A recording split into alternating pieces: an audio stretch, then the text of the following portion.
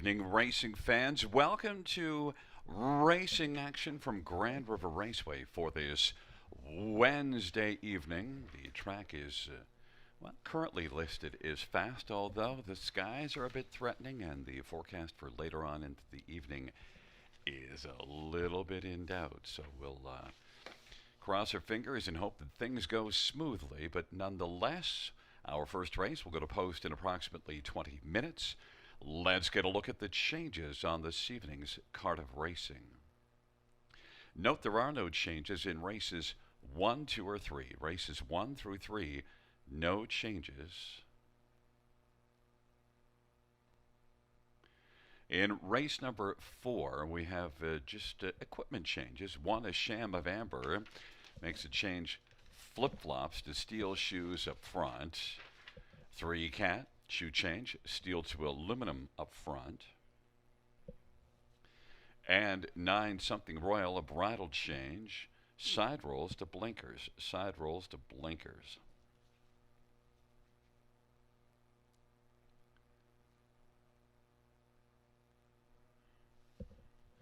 In race number 5, number 2, Lady Oxford, driver to be announced. That's a TBA on 2, Lady Oxford. And number 3, Double T, GRR, shoe change, steel to aluminum shoes, all around. Steel to aluminum shoes on all 4. Races 6, 7, and 8. No changes, no changes. Races 6, 7, or 8. Ninth race, number 5, Dark Moves, driver to be announced. TBA on the 5 and the 9th.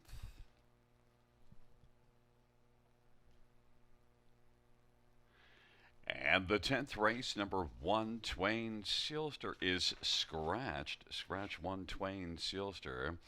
Number 4, Coin Flip. The driver to be announced on number 4, Coin Flip. Once again, let's take a look at the first couple races. Well, how about the first 3? There are no changes. And also, you know something that hasn't changed? We've got a handicapping expert with us this evening, and so we're going to head right on to Newmarket, to the big mansion there in Newmarket, and say hello to Robert Reed Jr. Hey, buddy. What's going on, Gary? Thank you, sir. And it's a wonderful Wednesday, and even more wonderful if my audio is working, which I hope that it is right now. We got 10 dashes for you this evening, but I can't help but get excited about Monday, because they did the draw today for both the eliminations for the Battle of Waterloo and the Battle of the Bells. 2 eliminations for the Battle of Waterloo, 3 for the Battle of the Bells. So I am so excited about Monday and the eliminations, and then of course the following Monday, the big one, Industry Day here at Grand River Raceway. But we don't want to get too far ahead. We still got a great card of action here tonight. We got 10 dashes. Of course, my favorite multi-leg wagers throughout the evening. There's a big scratch in the finale tonight. For me, it's going to actually change my selections and change my late pick 4. So make sure you do take note of those changes, because there's some that will certainly affect probably the way you're going to make your wagers this evening. But it all gets started with the opener, and of course, Gary and I love that pick 5, and we'll break it down for you at about 8 minutes to post. The Ontario Select Yearling Sale returns in 2022. The sale will be held September 25th at Winback Farm of Canada in Inglewood, Ontario. The sale lineup features first crop yearlings from Jimmy Freight, McWicked, and Stag Party. Introducing the first North American yearlings from the bank. For more information, visit OntarioSelectYearlingSale.com. Winback Farm was the #1 breeder in Delaware, New York, and Ontario for 2021 sire stakes. Highlighting Winback Farm's 2022 lineup are first crop yearlings from Courtly Choice, Jimmy Freight, McWicked, and Stag Party. Introducing the first North American yearlings from the bank. Visit www.winbackfarm.com for sale lineups. Again, for more information, that's winbackfarm.com.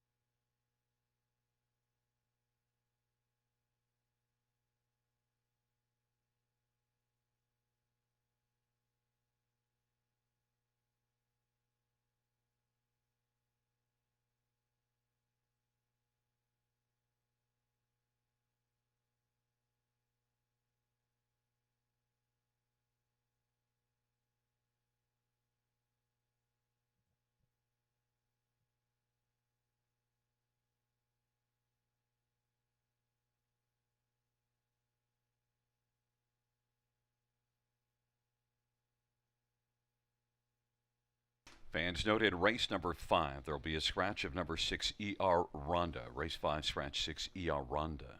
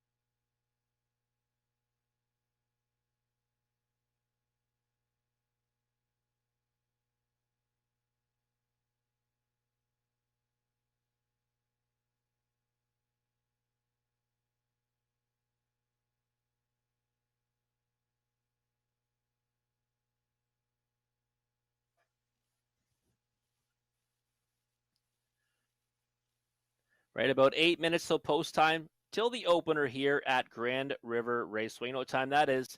It's pick 5 time. Guaranteed pool, $2,500. And Gary and I will always have suggested wagers for you. Let's see what we have in store for you tonight. My ticket's going to be, on the relatively cheap side, we'll say. Going to go with a couple of singles throughout the sequence. Actually, just one single. No, we're going with two singles. Two singles in the sequence for me. Uh, it's okay. And we're going to go with 4 horses here in the opener. The 1, 2, 5, and 6. 4 deep in the opener. And you know what? I like Down the Fence, actually, as my top selection. But this is, trotters, and I didn't want to be married to that one with the break last time. So 1, 2, 5, and 6 here in the opener. I do have the 4 to 5 shot. Missed my mass. Well, current 4 to 5 shot, but I do go 4 deep here in the opener. Race 2, gonna just single the 3 Chelsea's Twilight. I think that if her qualifier, if she can just take any step forward off that, just maintain that, she escapes the second with a victory. So going to single that 3-year-old filly from Millar Farms and Nick Gallucci. Then in race number 3, 2 deep with the 2 and 5. That's Brydown Better Be, and the 5, She's a Comedian. I think that those are the 2 you want to have in there. Brydown Better Be would be the one I was leaning on maybe for a single, but I want to have She's a Comedian. I thought she was fantastic 2 back at Hanover. Then in race 4, I've got just the 4 actually. The graphic says the 4 and 7. It should be just the 4 in there. Singling the 4, Major League. She is a Mohawk Park Invader. She's a horse that has all kinds of back class. There are 3 Mohawk Park Invaders in that race that are coming way down in class, but I think she's the one that's going to get away from them for the victory. So going to single her. So again, a couple of singles in the sequence. Going to finish off with the 1, 2, 3, and 8. I think that filly mare's claiming event, as they usually are, is a little bit tricky because the best horse in the race has to work from the trailing post. Does get to work behind one that's pretty decent, though, in the 1, Moonshiner's Credit. But I also want to have the 2 and 3, Lady Oxford and Double T GRR, as Gary says it. I love the way he says it. Says a lot better than I do. But we're going to go just 4 by 4 by 2 with a couple of singles. $6.40 for my ticket. But let's see what Gary Guy has in store for us tonight. Well, I can tell you that right off the hop, I know how many combinations that we have that we can share. And that would be 0. So listen, right away in the first race, I have the 2 and the 6. I do have the 6 Kiss My Mass to win, but Down the Fence as well. So the 2 and 6. The second race, I agree with Nick Gallucci's filly in there as the 1 to beat. But I wanted to add 5 All Prima just because, sometimes if you can take a favorite out of a race, that's how you get a price. Race number 3, you went a couple deep, but I added a couple more. So I have the 2, 3, 4, and 5. And 5, She's a Comedian, is my top one. So we have a slight difference of opinion in there. And the fourth race here is where we differ. I have a couple of horses, 2, Nightlife Sealster, and 5, My Only Sunshine. Major League, I sat that one on the bench and went with 2. So we're out there. And in the fifth race, Cranberry Brie and Lady Oxford. And I love that Christine put up my Cranberry Brie first, even though in numerical order, just because, you know what, that's really how I think of it. And and Christine gave me a little advice on taking the 2 once we had the scratch of 6 ER Ronda. So, we're ganging up on you, but already in the fourth race is really where we ganged up, and we'll see how it unfolds. Well, I like the ticket other than the omission of my single, number 4, Major League, and race number 4. I get it. She's a little bit off form right now. I think it's a good spot for her. But if you were going elsewhere in there, it's the other 2 Mohawk Park droppers that are making the trip over that I think should be right there with her anyways in that race. So anyways, we got a few minutes to post here. Make sure you start mapping out your winning wagers for this pick 5. Gary and I will come back after the post parade, take a closer look at race number 1.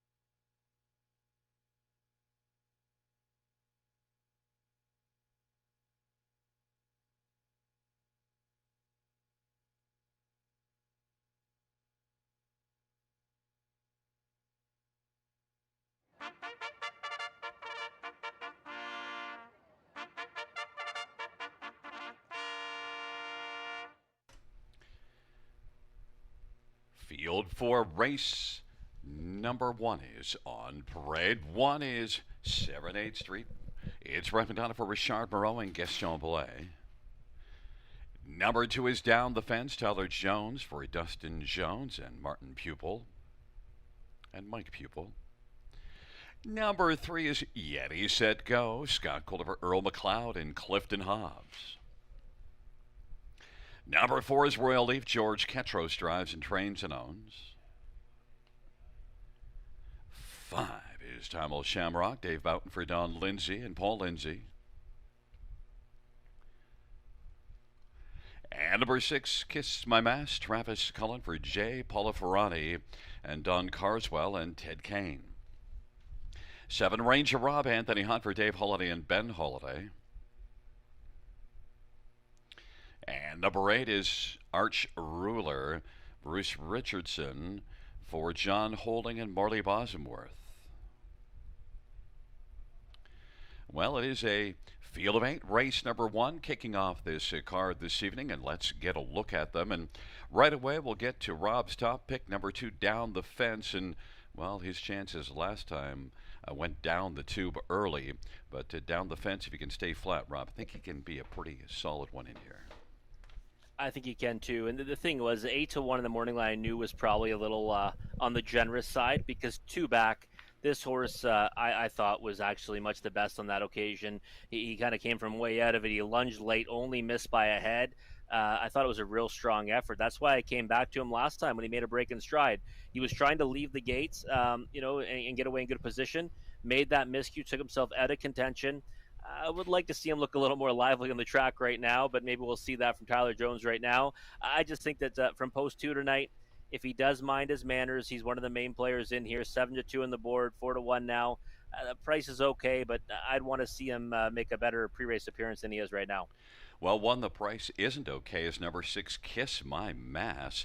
And it's on the board at 3-5. Look, it missed a lot of time before that start here, July the 13th. And that was a pretty good second, certainly a race to build on. The question will be, does he leave from an outside post?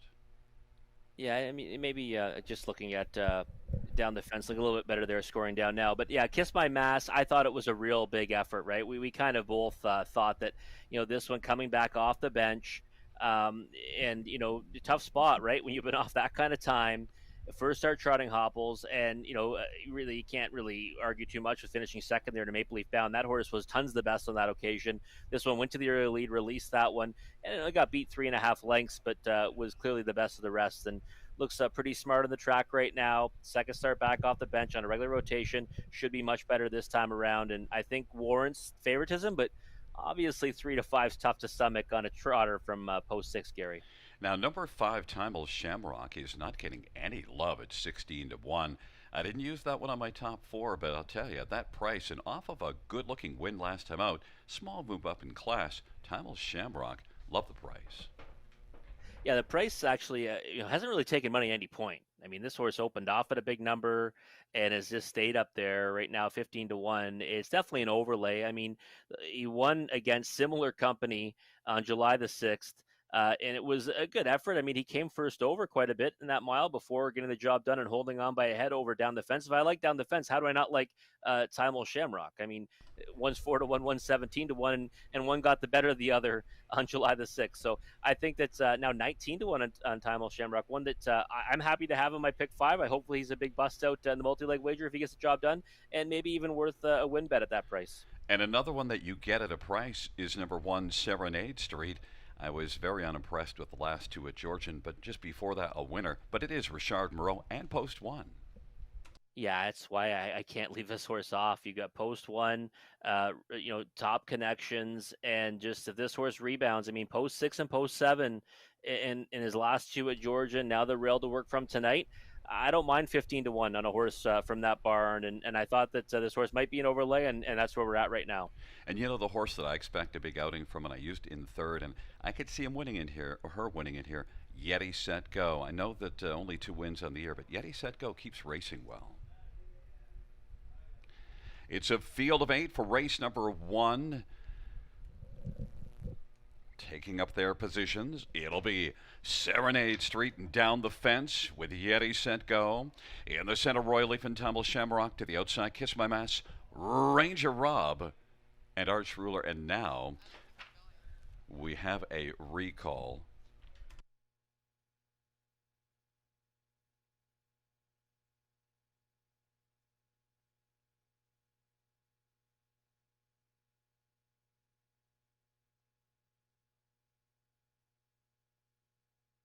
Note that number 5, Timel Shamrock, is headed back to the paddock for an equipment adjustment.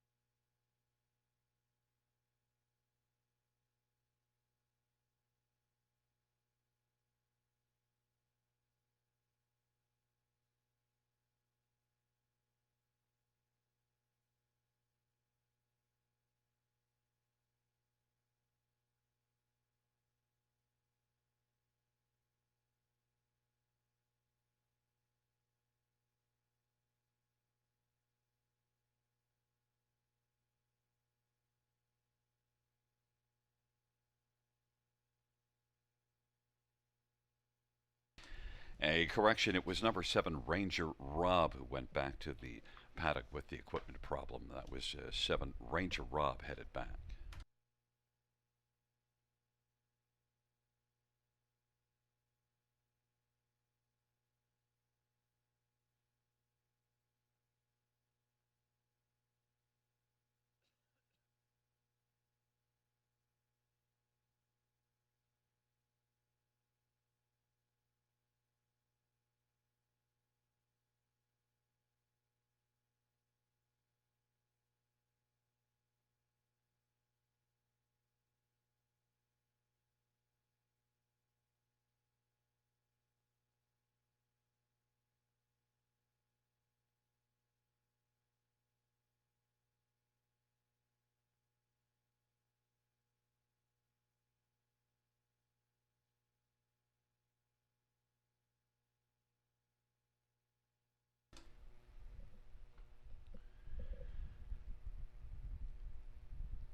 Once again, the gate is rolling for race number 1, field of 8.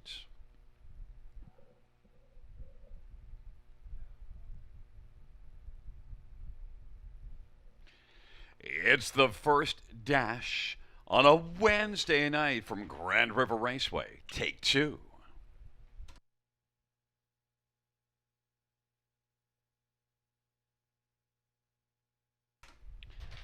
Field 4, race number 1 turns into the stretch drive. And they're gathering speed. And down the fence has gone off stride. Yeti Set Go, Timel Shamrock, and Royal Leaf and Kiss My Mass is part of the front 4. Then it is Serenade Street as they work their way into the backstretch. But right now, Yeti Set Go has got the lead, and Royal Leaf is second away. Timel Shamrock. Kiss My Mass continues to drive on the outside. It is Kiss My Mass who's going to drive on the outside and challenge Yeti Set Go. Yeti Set Go, Kiss My Mass, and Kiss My Mass, and Travis Cullen is looking to clear to the front. Yeti Set Go is racing second. Royal Leaf is third. Then it is Timel Shamrock fourth, and Serenade Street is fifth. Then back to Ranger Robin Arch Ruler, and the field works their way off the turn, heading on towards us off that 29-1 opening quarter. And Kiss My Mass and Travis Cullen leads it. Yeti Set Go is second. Royal Leaf third. Timel Shamrock with a break. And Serenade Street is off stride. Ranger Robin Harrod's fourth now. And then fifth will be Arch Ruler. They race their way into the backstretch off a 58-1 halftime. And right now it is Kiss My Mass who's got the lead as they race the backstretch. Kiss My Mass leads it a length and a half. Yeti Set Go is in the pocket. Royal Leaf is racing third. and Ranger Rob is fourth. And now Yeti Set Go is going to challenge Kiss My Mask, and Yeti Set Go now is taking the lead. Kiss My Mask could not hold off Yeti Set Go, and Royal Leaf is racing and is angled towards the outside, but Yeti Set Go leads it by 4. Royal Leaf is second. Kiss My Mask is third, and then Ranger Rob. Yeti Set Go leads it by about 3 lengths. Royal Leaf is second. Ranger Rob is third, and Kiss My Mask has dropped back to fourth, but it is all Yeti Set Go who's going to score in this one. Yeti Set Go. Royal Leaf will finish as second. Then Ranger Rob and Serenade Street. And Serenade Street made a break, so will be the subject of an inquiry. But Yeti Set Go is the angle, the last one talked about by me, Rob. It looks like it, Gary. Yeah, we started off with lots of fun on Monday. Not so much for yours truly today, but hey, Yeti Set Go, a horse that we've been kind of talking about that used to be an inconsistent type. It's been racing well as of late, and I certainly didn't like her chances tonight, but I know you did. And she's hit the board in quite a few of her recent efforts. Last time had post 7, this time post 3. Love what Scott Coulter did, right? Sent her right to the front. Release the favorite. That's usually a recipe for success, and Yeti Set Go gets to the winner's circle.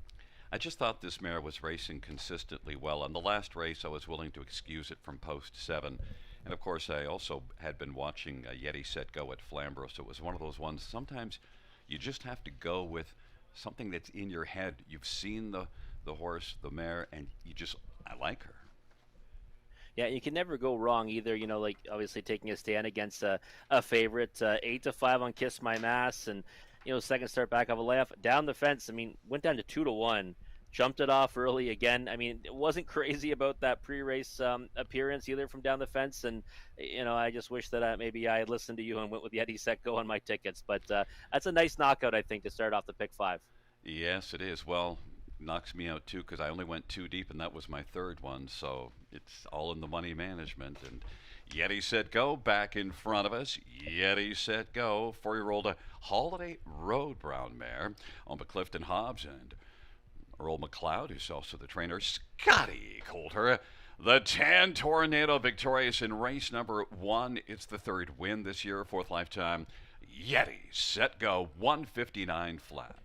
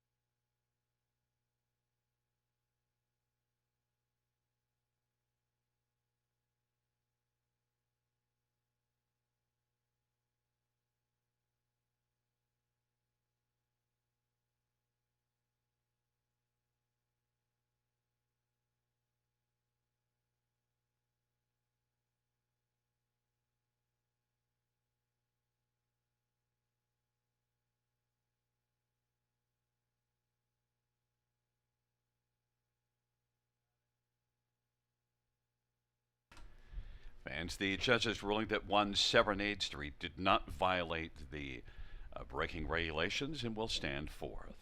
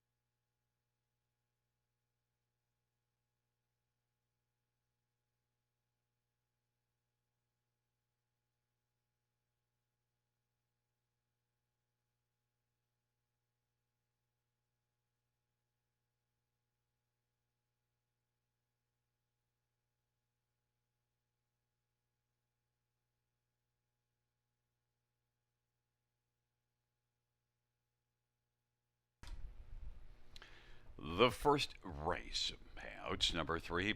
Yeti set go 960, 480, and 264. Royal Leaf 540, 330.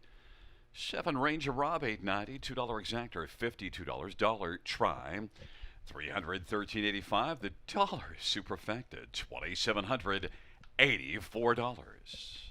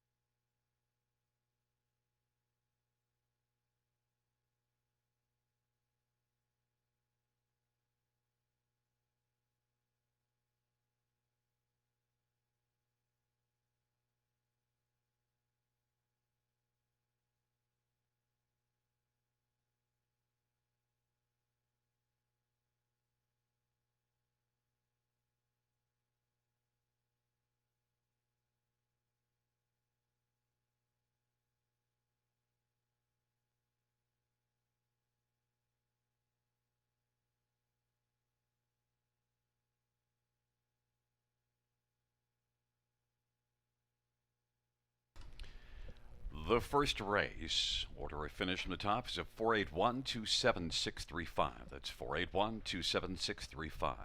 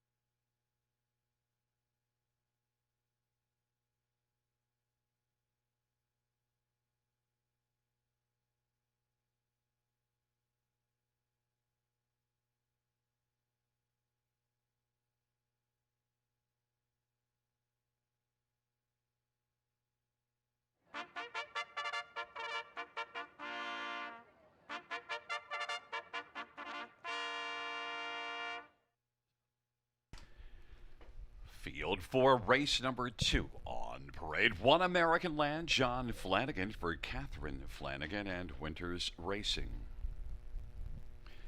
Number 2 is Tora the Explorer, Travis Henry for Jim Wellwood and Jeffrey Wellwood. And number 3 is Chelsea's Twilight, Jason Ride for Nick Galucci and Miller Farms. 4 is She's Out at Cheddar, Talbot for Lori LePage and Rebecca Williamson. 5 is All Prima, Talbot for Melissa Lamoureux and a numbered company from Ottawa. And number 6, Cove Beach, Scott Coulter, Paul Coulter. Field of 6, race number 2. Let's get a look at this field. And, well, right away, we'll start with number 3, Chelsea's Twilight. The logical place to start, even money on the board, Rob. Yeah, and I don't really think that I was expecting anything more than even money, Gary. I mean, races for the connections of Galucci and Millar Farms, and you just have to look at that qualifier. You think if she comes back to that qualifier, does she win in here? Probably. If she takes a step forward off it, I think she wins for fun. And you look, last year made one start at the age of 2, made a miscue at Mohawk Park.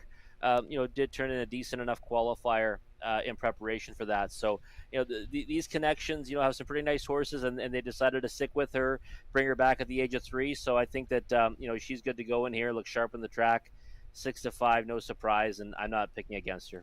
So is the logical one then to use on the exactor ticket the 5 All Prima? I would say that one or the 2 Tora the Explorer. I think that probably Alla Prima is the one you've got to go to. First over last time, ended up finishing second, turned in a really good effort. So for me, I went to that one, but I also wouldn't have any issue with someone going to the 2 Tora the Explorer because I thought it was a solid effort by her last time as well. And Alla Prima, also what I do like is that that effort came first up last time. That's from the trailer posting. That was battling effort and pretty strong effort to move forward from. Yeah, it is. And the only thing I'll say about it though is that first over through some pretty tepid fractions, and that obviously helps one kind of swell up on the outside even and race pretty well. So I think that again, logical one underneath for me. But I would look at it and say, even money versus 5-2, I still have to lean in the direction of Chelsea's Twilight. And then Tora the Explorer, we both have this one as the third choice. Yes, was right in behind Alla Prima.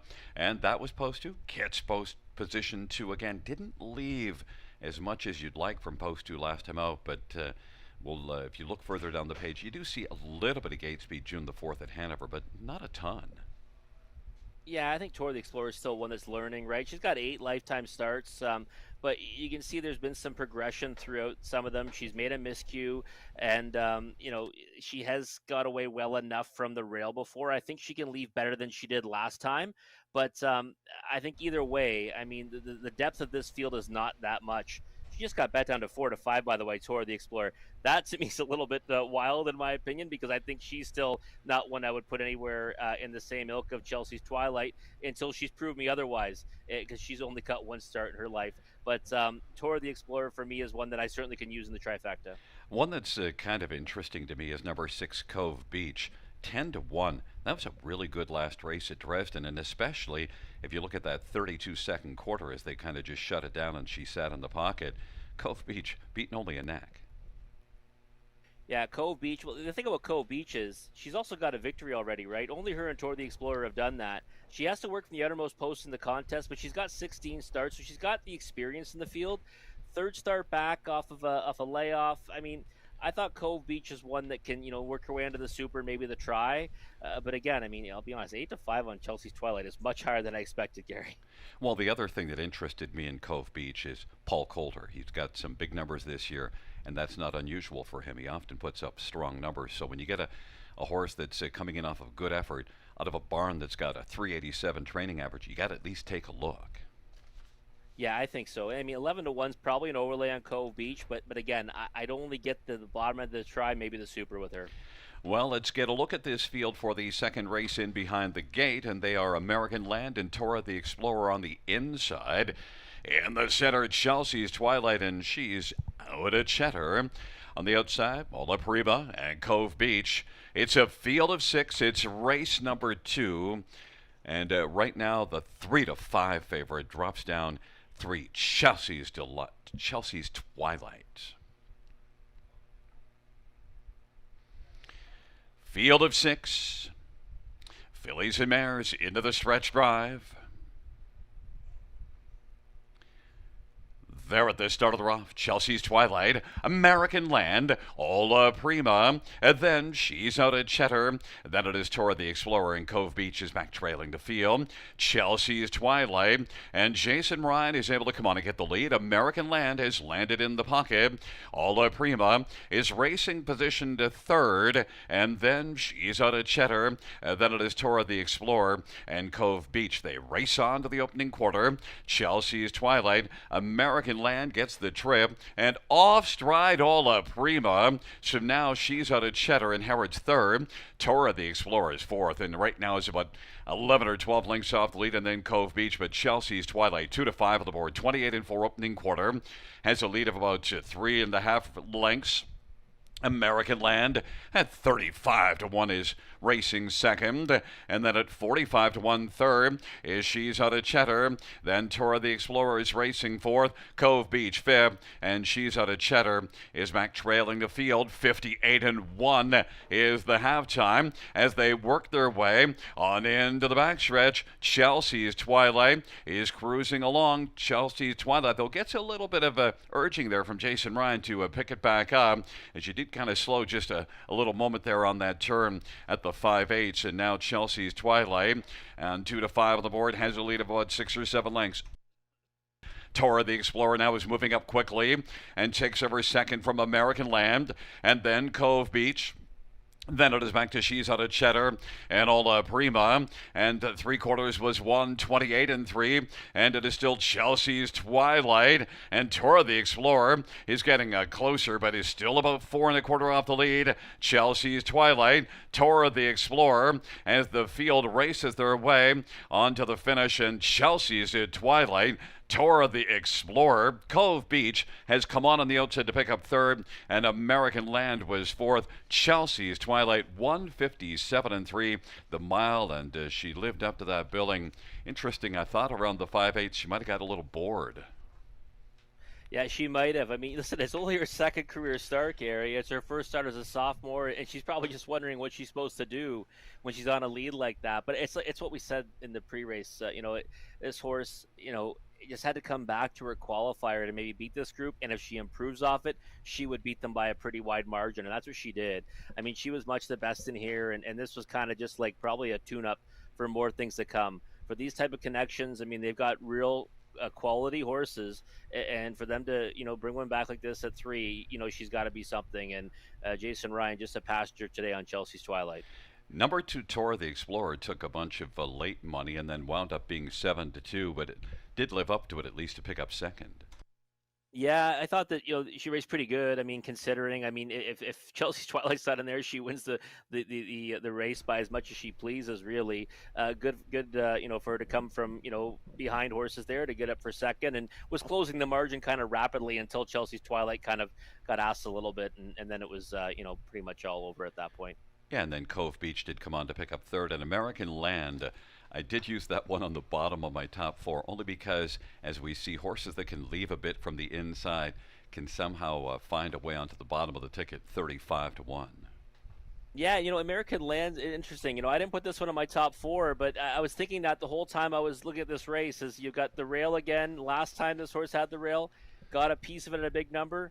39-1 tonight, ends up completing the superfecta behind Cove Beach, who was a big price as well. So oddly enough, this super and try might end up paying okay, even though we got a 2-5 shot winning. It is a 3-2-6-1 top 4, and coming back in front of us is number 3, Chelsea's Twilight. 3-year-old He's a Watching Bay filly, owned by Miller Farms and trained by Nick Gallucci. Jason Ryan is the winning driver. Chelsea's Twilight in her season's debut, 157-3, first win.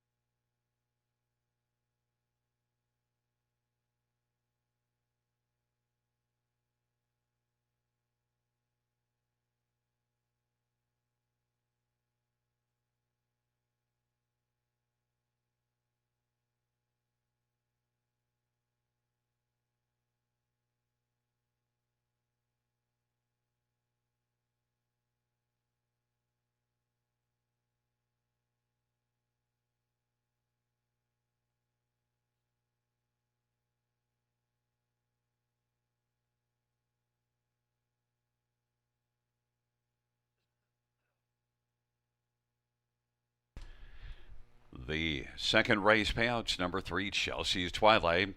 290, 210, 260, 2 Tor the Explorer, 360, 360. 6 Cove Beach, $5, $2 exactor, $920, dollar try, $36.60, dollar super, $112.85. And the double of 3 and 3, $21.20.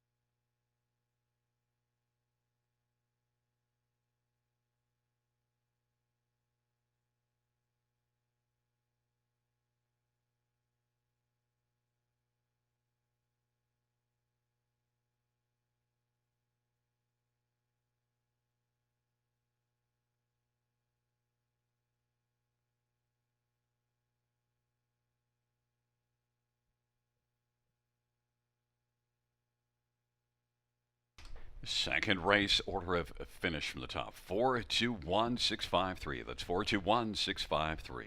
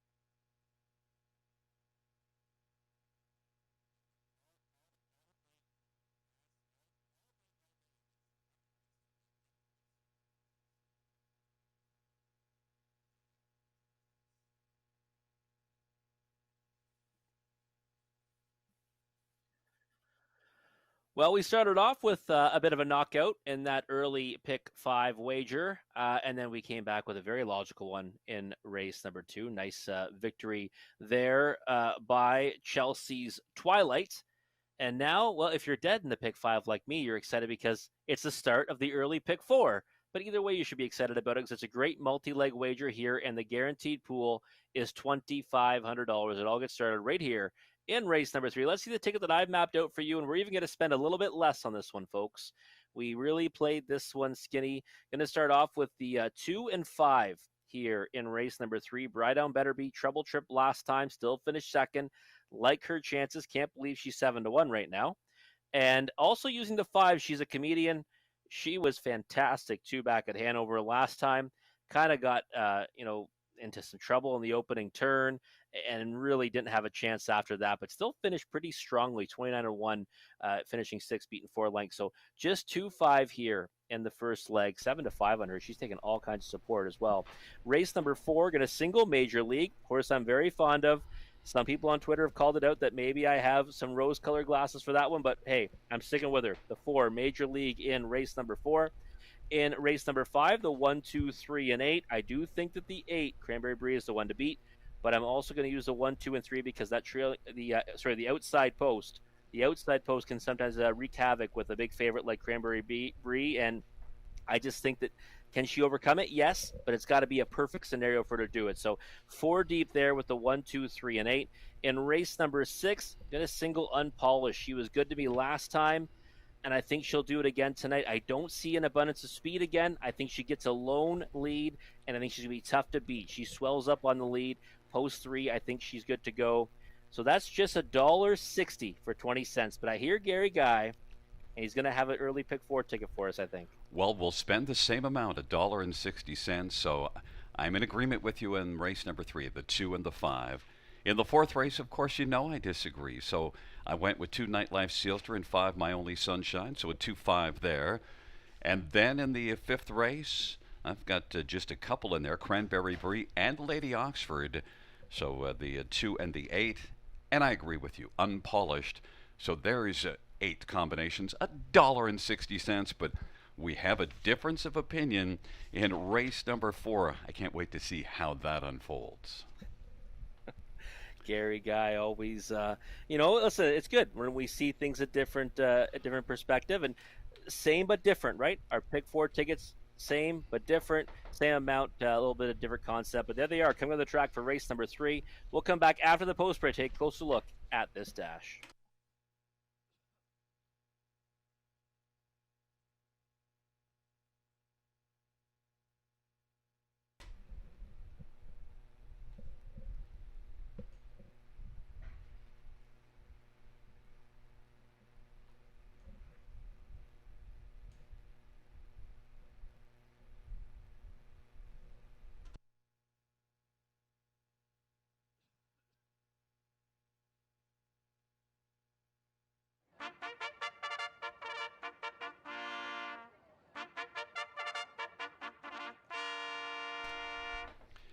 Field 4, race number 3.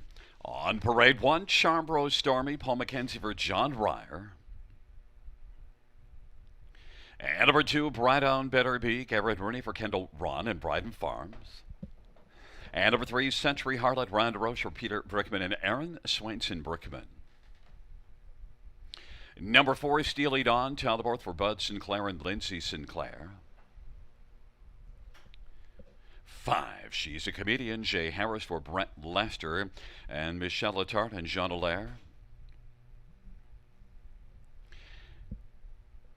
Number 6, She's Got the Luck, Colin Keller for Sean Hyatt and Kyle Stretch.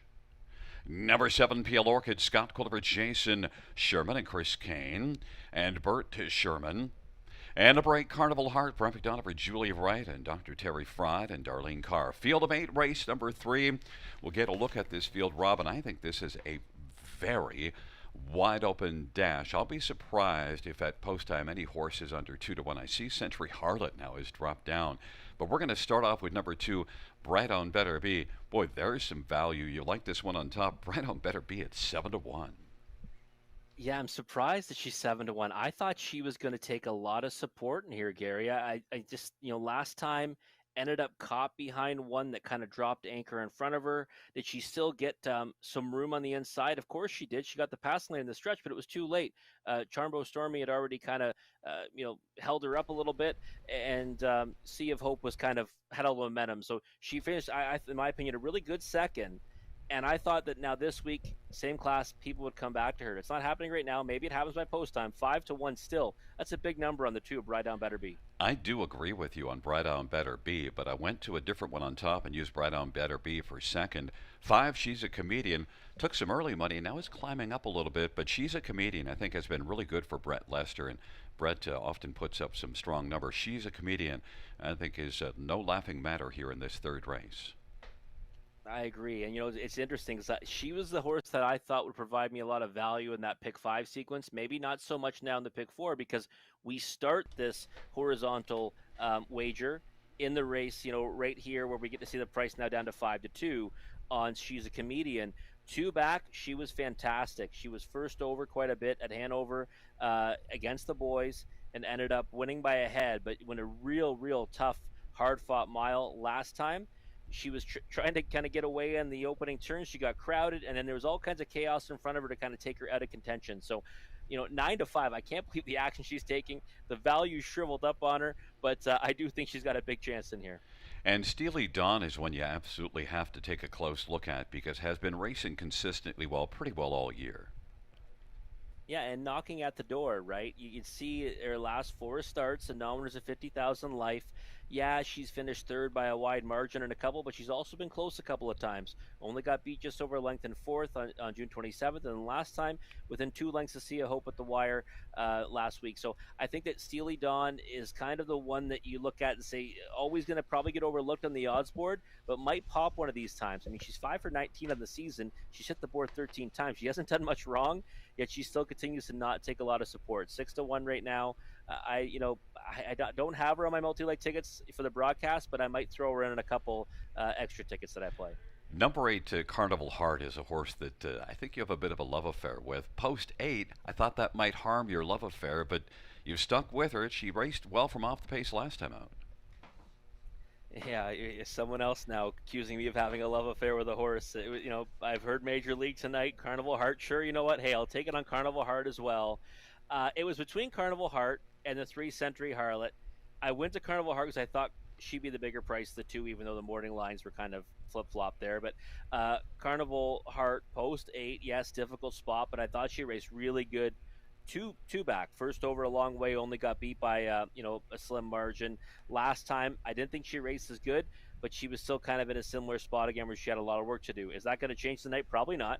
She's got post 8. But the price is pretty good at 12-1. Last time she was 5-2. Time before that she was 3-1. So opportunity to take some value back on a horse that I've been kind of trying to get down week after week.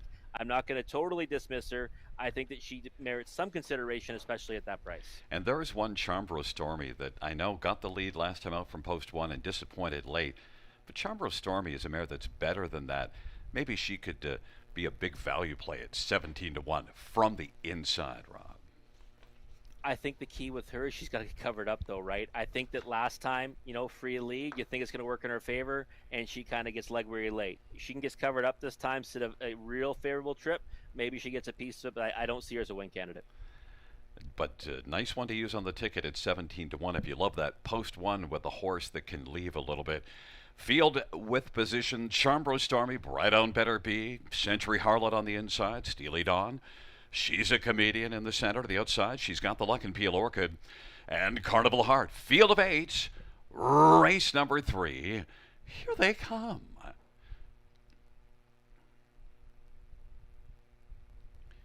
Field for the third is at the start of the rough. Right on Better Beat. Charmbro Stormy on the inside. Then Century Harlot and Steely Dawn. And then on the outside, she's got the Luck as they race into the backstretch. She's a Comedian, has beaten just a couple in there, Peel Orchid and Carnival Heart. And now Steely Dawn wants to come on and get the lead from Bright On Better Be. Steely Dawn now is moved up. Steely Dawn is going to clear to the front. Bright On Better Be is racing second. Charm Charmbro Stormy third. Century Harlot is racing fourth, and then She's Got the Luck. She's a Comedian is third from last. Then Peel Orchid and Carnival Heart, and the field works their way on around the turn off a lively opening quarter at 27-4. Steely Dawn at 5-1's got the lead for Tyler Borth, and then Bright On Better Be It Now. She's a Comedian has popped out, and She's a Comedian has moved up quickly now first over. Charmbro Stormy is racing on the inside fourth, and now She's Got the Luck is moving. But as they race on past us, it is Steely Dawn getting tested by She's a Comedian. Bright On Better Be watching those two from a close inside seat third, and then Charmbro Stormy covered up on the inside racing fourth, and She's Got the Luck is on the outside second over, capped in the cover. Then it is Century Harlot and Peel Orchid and Carnival Heart. It is Steely Dawn. She's a Comedian. It's Steely Dawn and She's a Comedian. They're going at it as they race by three quarters. Third is Bright On Better Be. Then Charmbro Stormy and She's Got the Luck. Three quarters, 1:26-4. And Steely Dawn getting a serious test from She's a Comedian. But it is Steely Dawn who continues to hold a slim lead. She's a Comedian has been grinding for a while. Here comes Bright On Better Be. And Charmbro Stormy's been getting the trip on the inside and now works up the passing lane. Steely Dawn, Charmbro Stormy. Steely Dawn's going to win. Then Charmbro Stormy is in a place photo with Bright On Better Be. And in the center, She's a Comedian. Mile of 1:56-2. Race number 3, an interesting dash going to Steely Dawn at a nice price of 5-1. Yeah, Gary, it's the one that I mentioned. If I could rework some tickets again, I'd throw Steely Dawn on there at that price. The horse just not getting any respect. And today, Tyler Borth said, you know what? I'm going to put her on the front end and see how this works out. And it worked out splendidly. She ends up, being the winner. A solid effort from her, really a gutsy effort. And Bright On Better Be ended up kind of in a precarious spot. Was in the 2-hole behind this one, but you got She's a Comedian on the outside. Is that one gonna, going to stop or keep going? Garrett Rooney elected to get out behind that one, move wide around the last turn. It didn't matter, I don't think. I think even if she stays there, she ends up probably in the same spot. So Bright On Better Be, race decent enough, but just not quite up to par with Steely Dawn tonight. And one thing that was interesting, we talked just before the start of Charmbro Stormy getting covered up on the inside and then having enough ability to stay on somewhere onto the ticket, and that's how that unfolded. Yeah, and I think that's really the key with her, right? I really believe that last time she's just kind of a horse that, not going to take a lot of air on the front end and have a lot left over. This time around, got covered up, ended up in the 3-hole, and that kind of was the key for her coming forward at the end as opposed to weakening. So her getting a piece of it tonight, I think, kind of shows even more so she needs to kind of get that covered up favorable trip and not even be left alone in the lead. Well, coming back in front of us is number 4, Steely Dawn, 5-year-old Badlands Hanover Bay mare, owned by Bud and Lindsay Sinclair. Bud Sinclair is the trainer. Tyler Borth, the winning drive. It's the 6th win this year and the 8th lifetime. Steely Dawn, 156-2.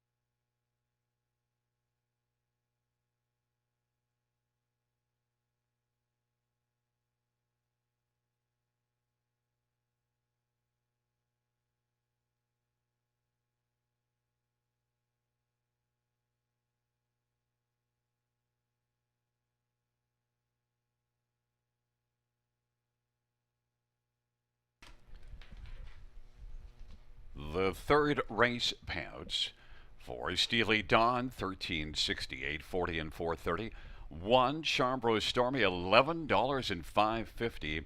And two Brown Better Be $3.60. $2 exactor $98.80. Dollar Try $121. Dollar Superfecta $470.10.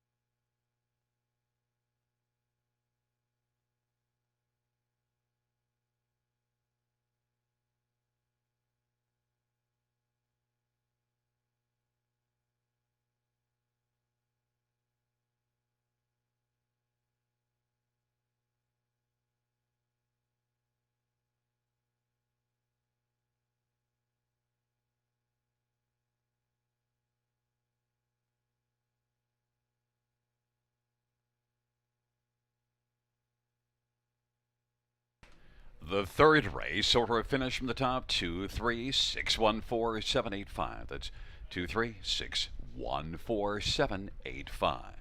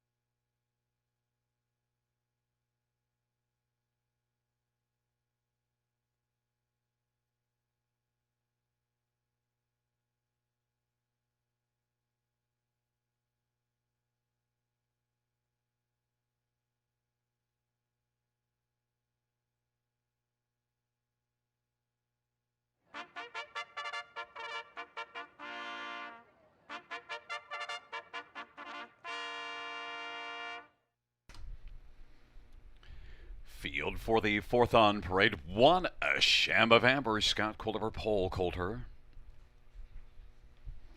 Number 2 is Nightlife Sealster, Travis Culliver, Sean Stacy, and Hudson Standabreds. And number 3 is Cat Nick Boyd for James Dean and Wilma and James McKenzie. 4 is Major League, Eddie Hensley for Ashley Hensley. 5 is My Only Sunshine, Colin Kelly for David Fry and Stewart and Patricia Bolander. Number 6, My Baby Girl, Anthony Hunt for Gaetan Hébert. And number 7, Shimar's Lady Havoc, Sylvain Lacaille for Peter Finnegan and Sheila Lewis. And number 8 is Scotia Nancy Diane. It is Travis Henry for John Gaskell and John Matheson. And 9 is Something Royal, Samuel Fillion for Sheldon Rose. Field of 9, race number 4. And right away, we're going to get a look at Major League. And Rob will tell you, you know how sometimes you just have something in your mind about a horse? Major League raced at Flamborough a couple times, and the fillies mares preferred to, and both times went to the front and backed through the field badly. Now, to her defense, one was from post 8, so that's kind of understandable. But also the fact that she would go to the front from post 8 at Flamborough tells you where I think she's headed here. Oh, she's got to. I mean, she's a one-way horse, right? Major League is one that goes to the front, and that's what she does. And that's, how she has her great success. And sometimes, she does obviously stop. I mean, the preferred 2, like you mentioned, Gary, that's a far cry from this group. Now, is a 2000 last 3. I mean, this is a plunge down in class. The problem for Major League is she's got to deal with 2 other class plungers from Mohawk Park, the 2 Nightlife Sealster and the 5 My Only Sunshine. But you know what? I like Major League as a horse, and I think that she's one that when she gets to the front and is somewhat reasonable fraction, she swells up and she is so tough to beat. I think we're going to see that from her tonight. I really do. I think that she gets to the lead tonight and will be mostly uncontested, and I'm hoping she does that and gets the job done. 5-2 is a much bigger price than I was expecting. Well, one thing to note with Major League also is that, yes, this one can go to the front, and you talked about the class drop, but as you mentioned, the other 2 also represent the same sort of level. So really, if you're talking about the top 3, then in that sense, it's weird. It's not a class drop, but it is against all the rest of them. There's number 2, Nightlife Sealster. And, well, if you fault Major League for the form not being good right now, the same thing could be said of Nightlife Sealster. The recent form, not good at all, but a much better post. Might be able to be a trip horse. Might leave enough maybe to be a trip in behind Major League. Yeah, again, easier company other than the 2 other ones coming from Mohawk Park. Better post to work from. And you go down, you see that win on June 3rd, against some conditioned company. Beat Sporty Tory on that occasion. We see that one of the preferred here. So I think Nightlife Sealster is one of the main players, obviously, inside post to work from. But I still think she's got a work cut out for her to catch Major League tonight. And a quick thought on My Only Sunshine, Colin Kelly for David Fry. Thought she's been racing, somewhat decent at Mohawk Park. Probably her better effort on the page was 3 back. That was in Nolmer's a 54.50 last 5. Again, I think she's an underneath player for me tonight. It's all about Major League. I'm hoping she can close it out, Gary. Those are the 3 dropping in from Mohawk, and should be a major impact in this race. And we both like one, a Sham of Amber, who races for that strong barn of Paul Coulter, gets the inside post position, much better than the post 8 last race, and managed to score a 3rd here from post 8 last race, so belongs somewhere after those 3, or maybe even splitting some of those 3. Taking up their positions is Sham of Amber, Nightlife Sealster, and Cat on the inside. In the center, Major League and My Only Sunshine. To the outside, My Baby Girl, Shimar's Lady Havoc, and Scotia Nancy Diane. And the second tier, Something Royal.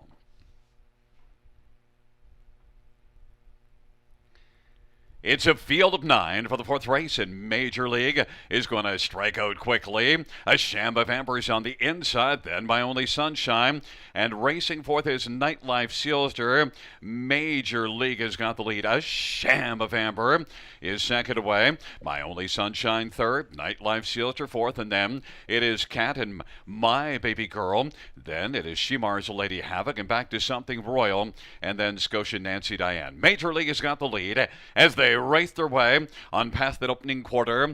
Major League, a Sham of Amber is right there in the pocket. My Only Sunshine is racing third, and Nightlife Sealster is angling towards the outside, but wanting to flush some cover, possibly My Only Sunshine, as they race their way off the turn, and Cat is on the outside as well, as they race their way on towards us. And it is Major League, and on the inside is Sham of Amber. Nightlife Sealster now is going to be first over. Cat follows on the outside. My Only Sunshine elected to stay to the inside. Then it is My Baby Girl. Shimar's Lady Havoc as the field races past the half of 57-2, and the trailing pair are Something Royal and Scotia Nancy Diane. It is Major League. Nightlife Sealster is coming to call. Sham of Amber is getting the trip, and then Cat is on the outside and is taking over fourth. My Only Sunshine is still there on the inside fifth, but about 4 off the lead. Major League still leads it. It is Major League as they race by 3/4, 125-2. Major League, Nightlife Sealster, Sham of Amber, and My Only Sunshine. It is Major League as they race towards the top of the stretch. Nightlife Sealster trying to call her Major League, but Major League continues to round the base as well. It is Major League as they come on down the stretch ride, and now is going to stride away on them. Nightlife Sealster second, Sham of Amber third, My Only Sunshine fourth, 153-2. The mile for Major League, and kudos to you, Rob. You took a stand. You got a little criticism, but you're standing with the winner. Yeah, and she's 6-5, Gary. I mean, on Twitter there was a debate. Shout out to Brad A. and some of our other loyal followers of the river that were on Twitter discussing this race earlier today. He posed the question: what price will she be? Will she be higher than 1-9? And I said I thought she'd be slightly higher, maybe 2-5. I was not expecting 6-5. 6-5 to me is a little bit wild on this horse because she has the credentials, better credentials than both Nightlife Sealster and My Only Sunshine. The key with her is, will she be able to go reasonable fractions on the engine? If she gets those reasonable fractions, she is so tough to beat. It's the starts that she gets really, really tortured on the front end, 26-1, 54-4, that she ends up fading. And tonight, 28, 57-2, that's all Major League, and she crushed them. Yeah, 57-2 for a mile that goes in 53-2 that works out very nicely. It does, yeah, but that's what I was kind of banking on, because the race wasn't really, robust with speed, and on top of that, if someone chooses to go with her, they're going to only sacrifice themselves, right? So again, 6-5, I thought was a nice price on her. Nightlife Sealster, good effort, really came first up and lived on the outside. Just can't get to Major League, and I mean, I think that even at Mohawk Park, given the similar circumstances, the same result would happen. Yeah, and I mentioned before when we talked about it, sometimes you have something in your head about a horse that just sort of stuck because of what you've seen when you've been calling them, and I needed to reject that thought, and you showed me that I needed to. Yeah, again, I'm surprised the price. She's a real classy horse, and again, to me, it didn't matter that she recently didn't have much success in kind of easier spots than what she's used to. It was just all about the trip scenario tonight. But Sham of Amber, one of the more local horses, ends up getting third in there and beating out one of the Mohawk Park horses at a decent price. Yeah, and used that post one, got the trip, and we thought would fit somewhere in that top four, but did manage to beat one of them, so finishing third. The top four that we had, your top four were 4-2-5-1, with the winner Major League as your top one. Back in front of us, 9-year-old Gotta Go Cullen Bay mare, owned by Ed and Ashley Hensley. Ashley Hensley, the trainer, Eddie Hensley, Hurricane Hensley, on a somewhat stormy-looking possible night here at Grand River. That should have been also a handicapping angle. Hurricane Hensley with Major League, a third win this year, 23rd lifetime. Mile of 153-2.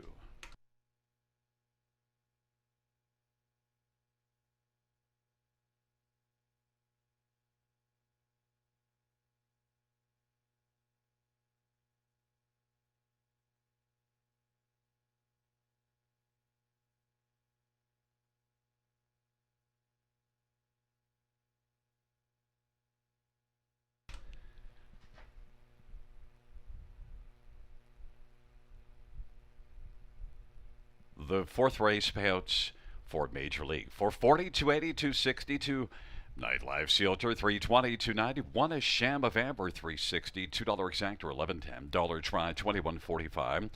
Dollar super 4330.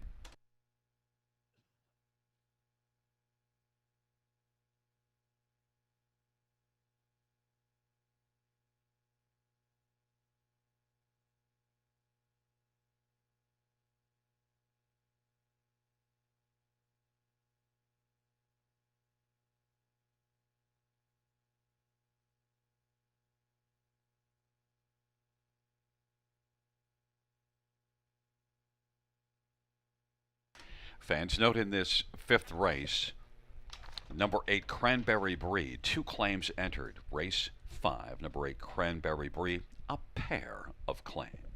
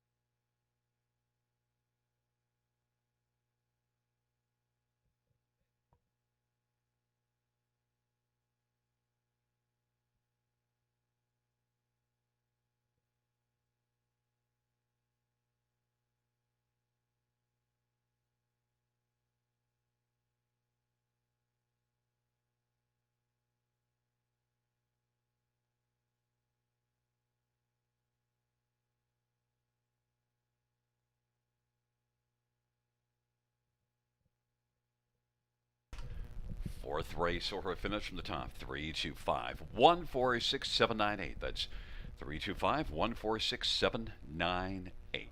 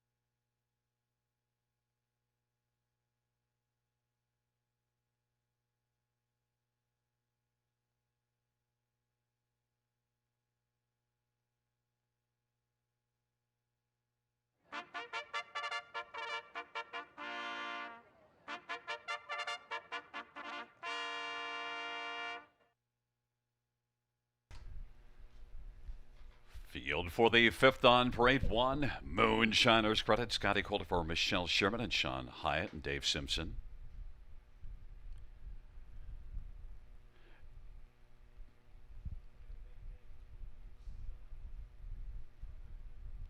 Number 2, Lady Oxford, Salamore for Ashley Lenvoy and Eden Bosnikovic.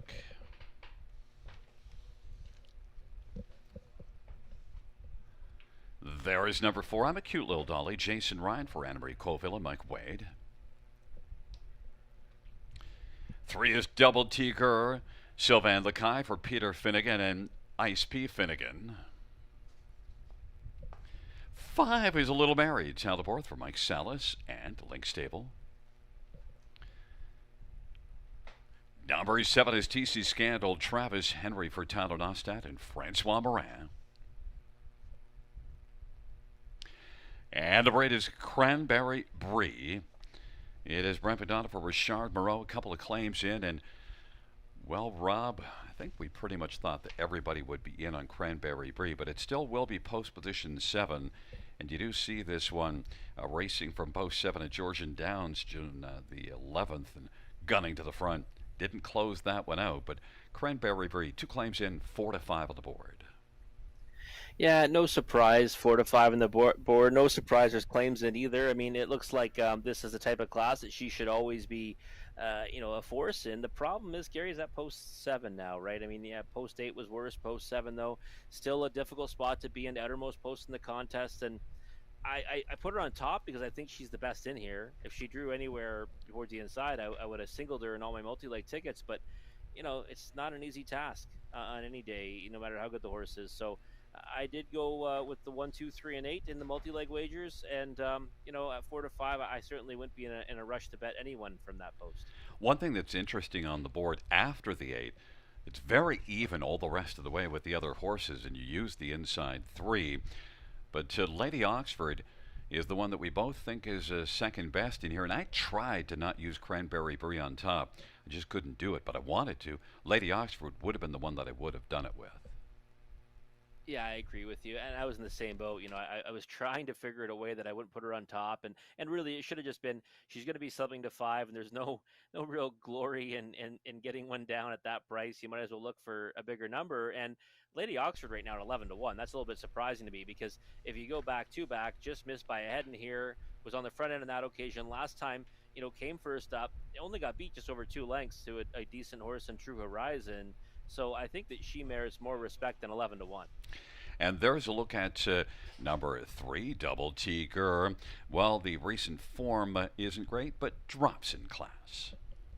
It's a big drop in class too, right? I mean, that's the claiming handicap where, her price tag's on the shorter end at 10,500 of the other ones in there. And I know that, the form might not look appealing, but just on that drop in class alone, she's got to be, considered.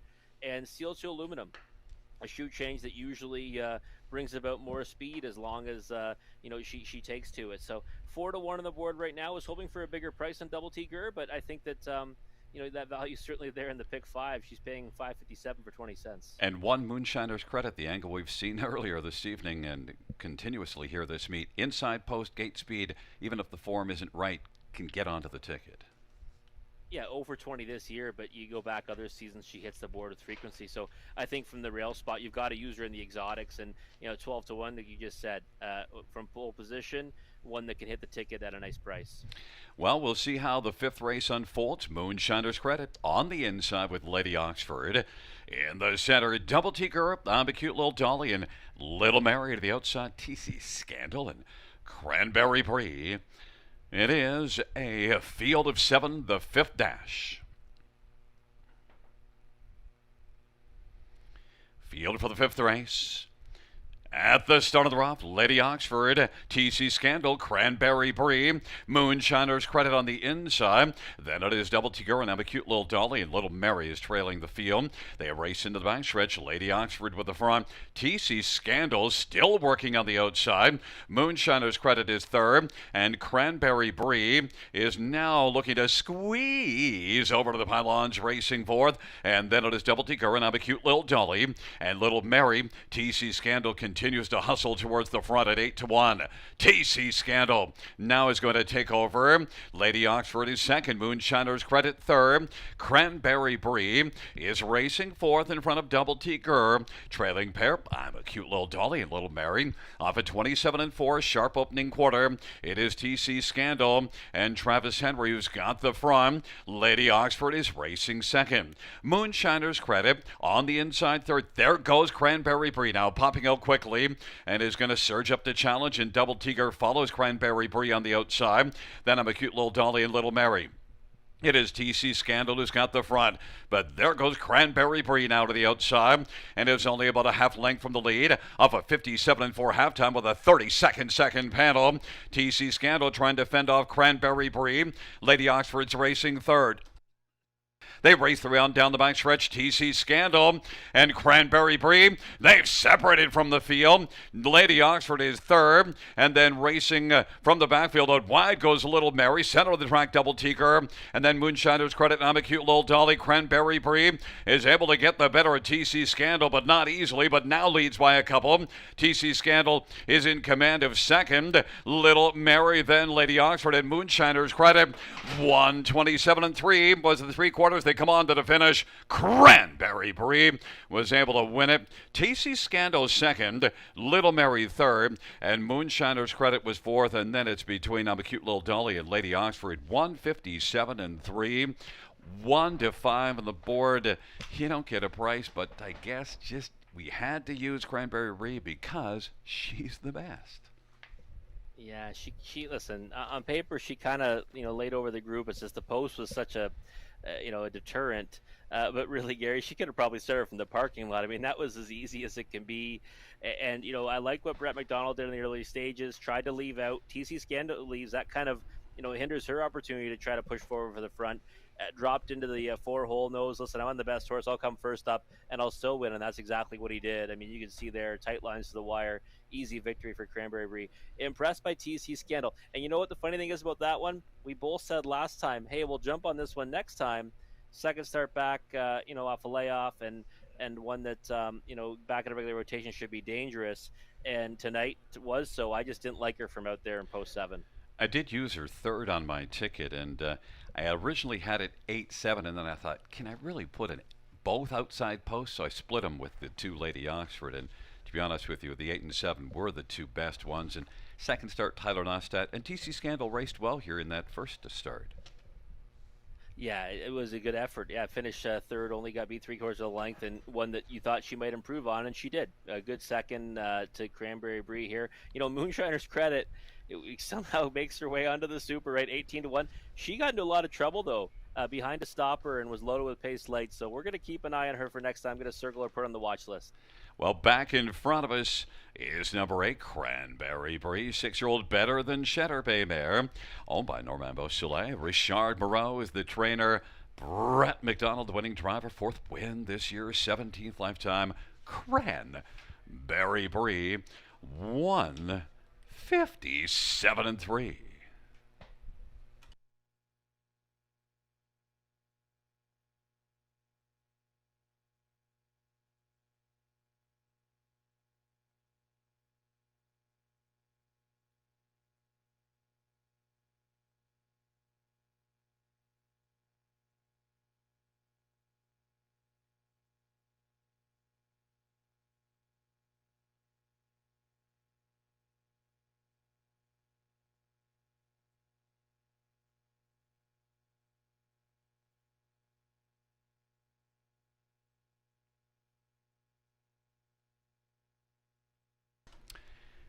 The 5th race payouts, a Cranberry Brie, $2.70, $2.30, and $3.07. TC Scandal, $4.20, $4.20. 5 Little Mary, $6.30.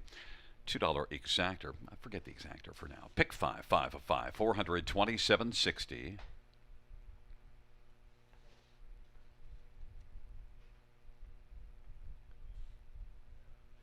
The $2 exactor numbers 8 and 7. Cranberry Brie and TC Scandal, $16.90. Dollar try, $36.50. Dollar super, $152.95.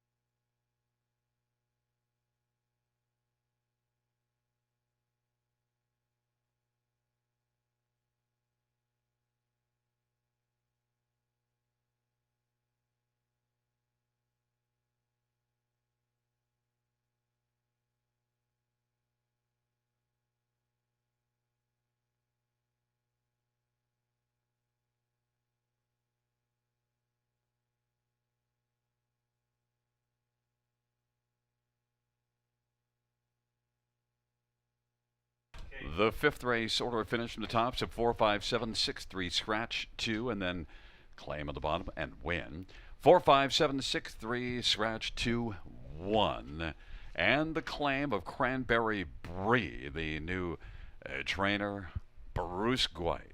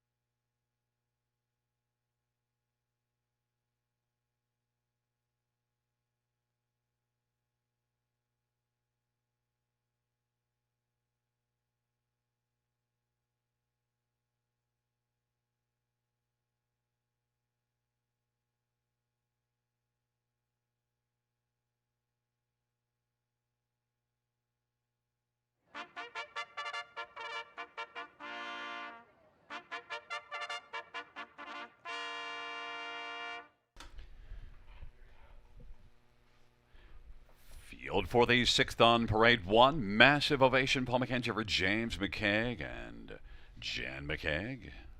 Weischer. Number 2 is Trade Barrier, Alfie Carroll for Richard Carroll and Angela Carroll. And number 3 is Unpolished, Jay Harris for Joe Squires and Crazy Parrot Farm. And number 4, Arch We Lucky, Travis Cullen for George Henry and William Checkley. 5, Take a Peek at Me, Tyler Borth for Jason Sherman and Rod Nobes.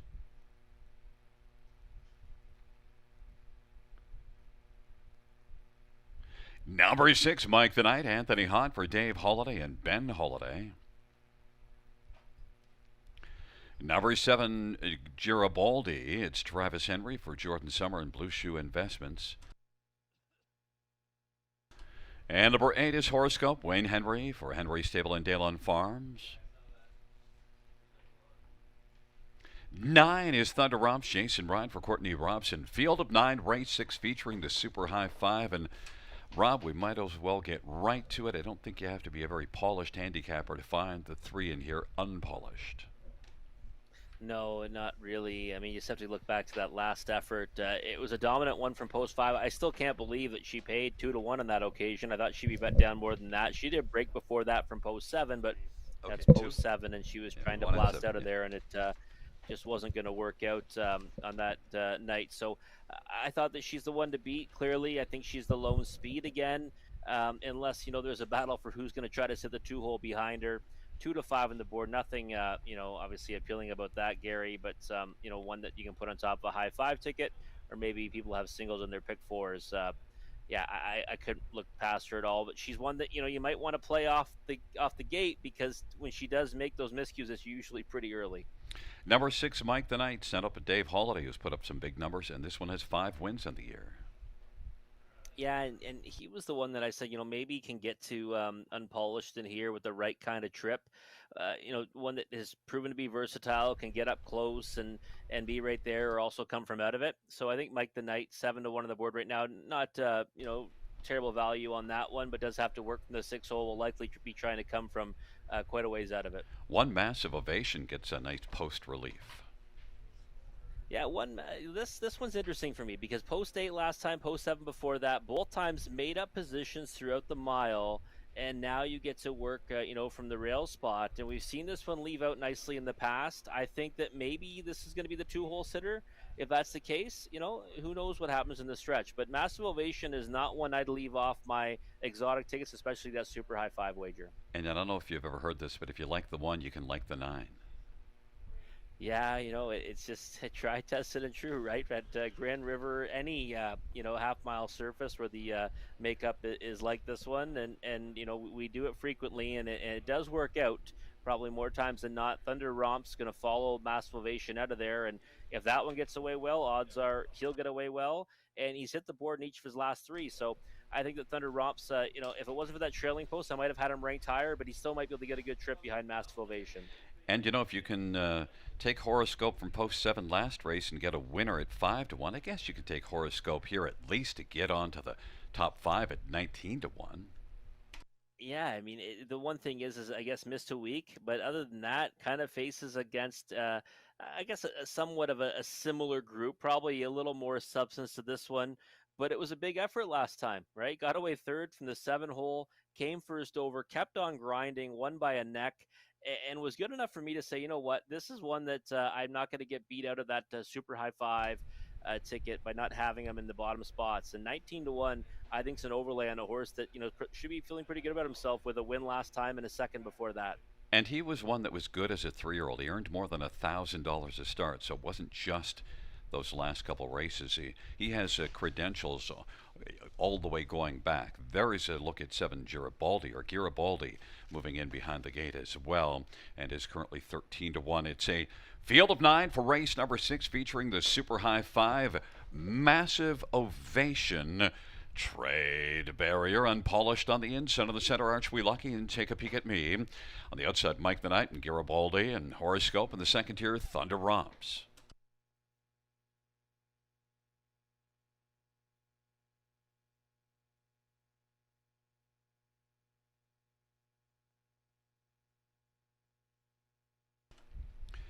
It's a field of 9 for the 6th race. They're gathering speed, approaching the start. And the rough. Massive ovation, unpolished, and also leaving from the outside Mike the Knight as they work their way around the turn, and Horoscope is also getting out well, and then racing on that first turn, unpolished, made a break and is taken to the outside. Massive ovation has got the lead as they work their way into the backstretch. Trade Barrier second, Horoscope on the outside third, now wants to trade positions with Trade Barrier. Those two are both about 4 off the lead of Massive Ovation. Mike the Knight is fourth, and Arch We Lucky is fifth. Then it is back in sixth as they work their way around the turn to Thunder Romps and Take a Peek at Me and Garibaldi, and then unpolished with that break and stride is out of this one. Massive Ovation at 12-1 as the dash is wide open now with the 1-2 favorite making the early break. 28-3 the opening quarter. Massive Ovation, Trade Barrier second. Now Mike the Knight is going to come first over, and Horoscope is racing position fourth, and then Arch We Lucky, and then it is Thunder Romps and Take a Peek at Me, and Garibaldi is racing eighth. 1 minute, 1/5 the halftime, and Massive Ovation leads at a couple of lengths. Mike the Knight is racing second. Trade Barrier still there in the hunt on the inside third. Arch We Lucky is racing second over fourth, and then Horoscope is on the inside racing fifth, and then it is Thunder Romps on the outside now taking over fifth as Horoscope is backed up to sixth, and then it is Take a Peek at Me and Garibaldi. It's Massive Ovation, but Mike the Knight now is coming. Mike the Knight is taking the lead from Massive Ovation. Arch We Lucky is driving on the outside third and is closing quickly, and then it is Trade Barrier and Thunder Romps. They turn for home. Mike the Knight trying to put away a stubborn Massive Ovation. Mike the Knight and Massive Ovation, they're going to settle things on down the lane. It is Mike the Knight to win. Massive Ovation was second. Then it is Trade Barrier, and Arch We Lucky is close with Thunder Romps for fourth. 2 minutes flat, race number 6, and well, Rob, right away the race changed enormously with that break of unpolished at the start. Yeah, it does. And it's one of those ones where I say, you want to watch her at the start because she sometimes jumps it off early. Well, she jumped it off a little too late for the bell betters, anyways, because she jumped it off in the first turn. But usually, when she stays flat, she kind of gets out on her own, and there's no one around her. I think maybe when she has horses around her, maybe that's kind of gets her riled up, and she made that miscue. And for myself, Gary, when there's a 1-2 shot that can make a break, I'm a little bit disappointed in myself to not play a ticket with the horses I like behind, because Mike the Knight, second choice, wins it, and then Massive Ovation, finishing second as the third choice there. This high five is going to pay fantastic with the 1-2 shot off the ticket. Yeah, after the 1-2 shot is gone, your top five, the top five is littered with the ones you liked. 6-1. You also did like 9 Thunder Romps in the fourth position, and managed to get onto the ticket as well. That comes in a 6-1-2-4-9, and we see we're getting a wall of rain now coming in. It looks like at the radar there's only about 10 or 15 minutes of rain, but it should be coming down pretty quickly. How are things there at the mansion? Dry? Well, dry for now. Yeah, dry for now. We might turn Wonderful Wednesday into a wet Wednesday, right? Well, back in front of us is number 6, Mike the Knight. It's a wonderful Wednesday if you bet against the 3 and took Mike the Knight. Mike the Knight is back in front of us at 8-1. 4-year-old Crazed Bay Gelding, owned by David and Ben Holiday. Dave Holiday is the trainer. Anthony Hahn, the winning driver. 6th win in 13 starts this year. 10th win for Mike the Knight lifetime. 2 minutes flat.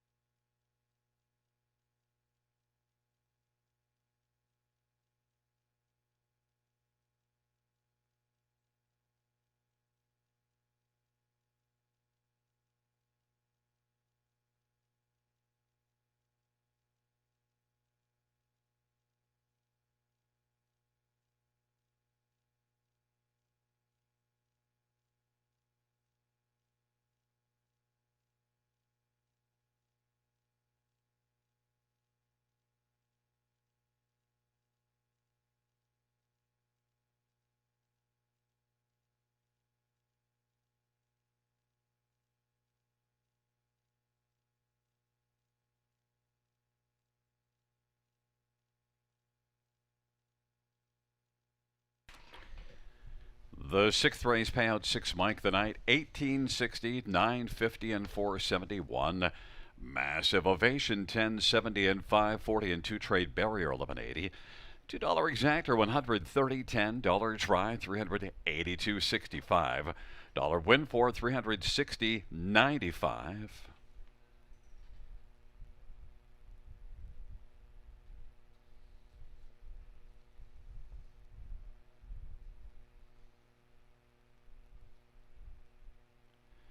And a 20-cent high five, 3,412.29.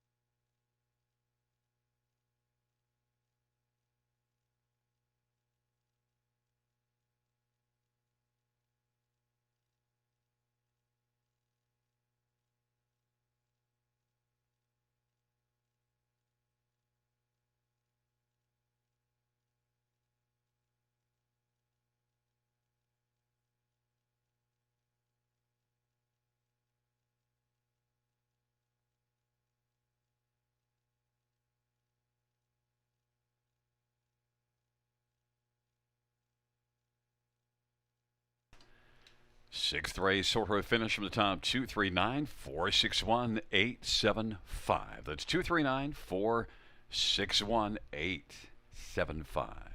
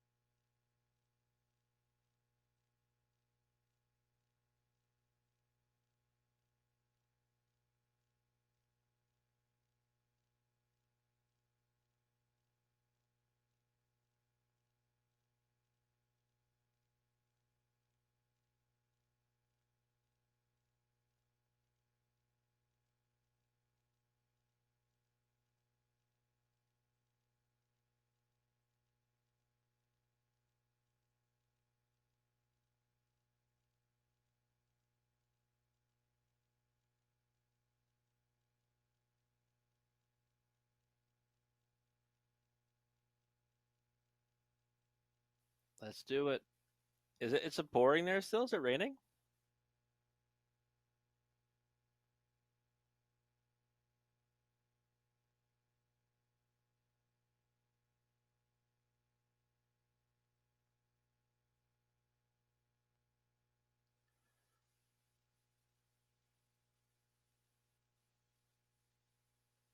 Mike the Knight with the upset there in race number 6, 8-1 score.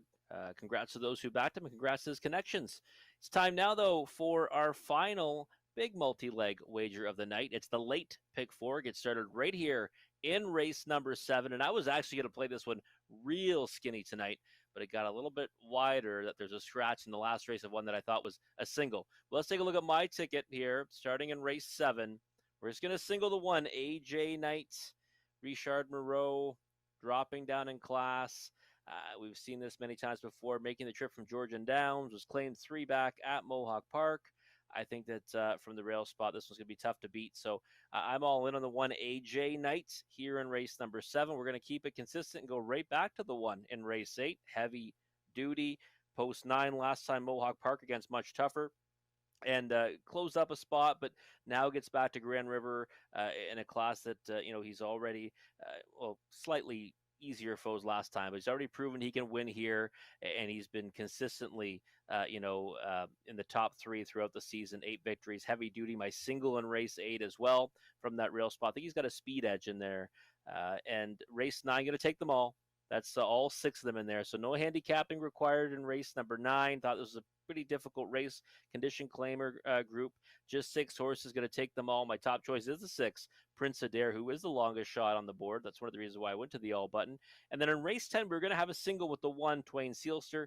So we're going to have a shot at 4 ones in this late pick 4. But that one scratched. I thought he was a single. He scratched. So now we're going to go with the 3, 4, 5, 6, and 7. That ticket, $6 for a 20-cent wager. Again, looking for 2 singles and a lot of coverage. And I hear Gary coming in, so we get to hear what he thinks about this late pick 4 sequence. Well, I'm not going to actually give you a pick 4, but I just want to mention that in the 10th race, you have 5 horses in there, and yet the one that I'm taking on top is not one of your 5. Remember this play that we had a little while back when we had something like that? And I think it's an oversight again. I'm assuming it worked out in your favor? Yes, otherwise I wouldn't mention it. Of course. You know what? I feel pretty good about that race. Even though before I was down to a single, now I'm using 5 of them.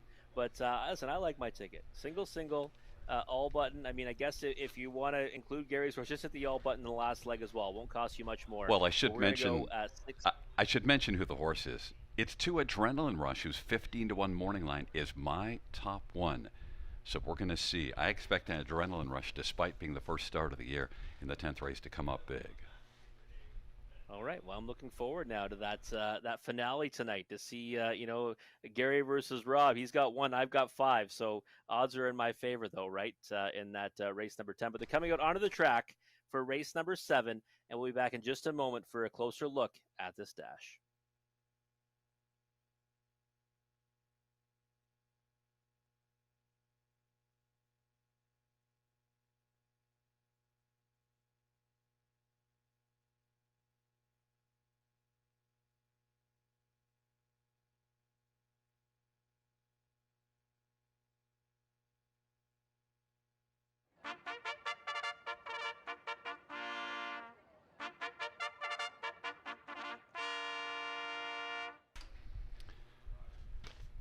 Field 4, race number 7. On parade 1, AJ Knight, Private Donna for Richard Moreau. Number 2 is Etam Sports Baby, Travis Cullen for Jared Mann. 3 is Ryan Klein, Televorth for Sean Hyatt and Peter Murtazai. And 4 is Julio Lomont, Scott Calder for Rafael Borissaw.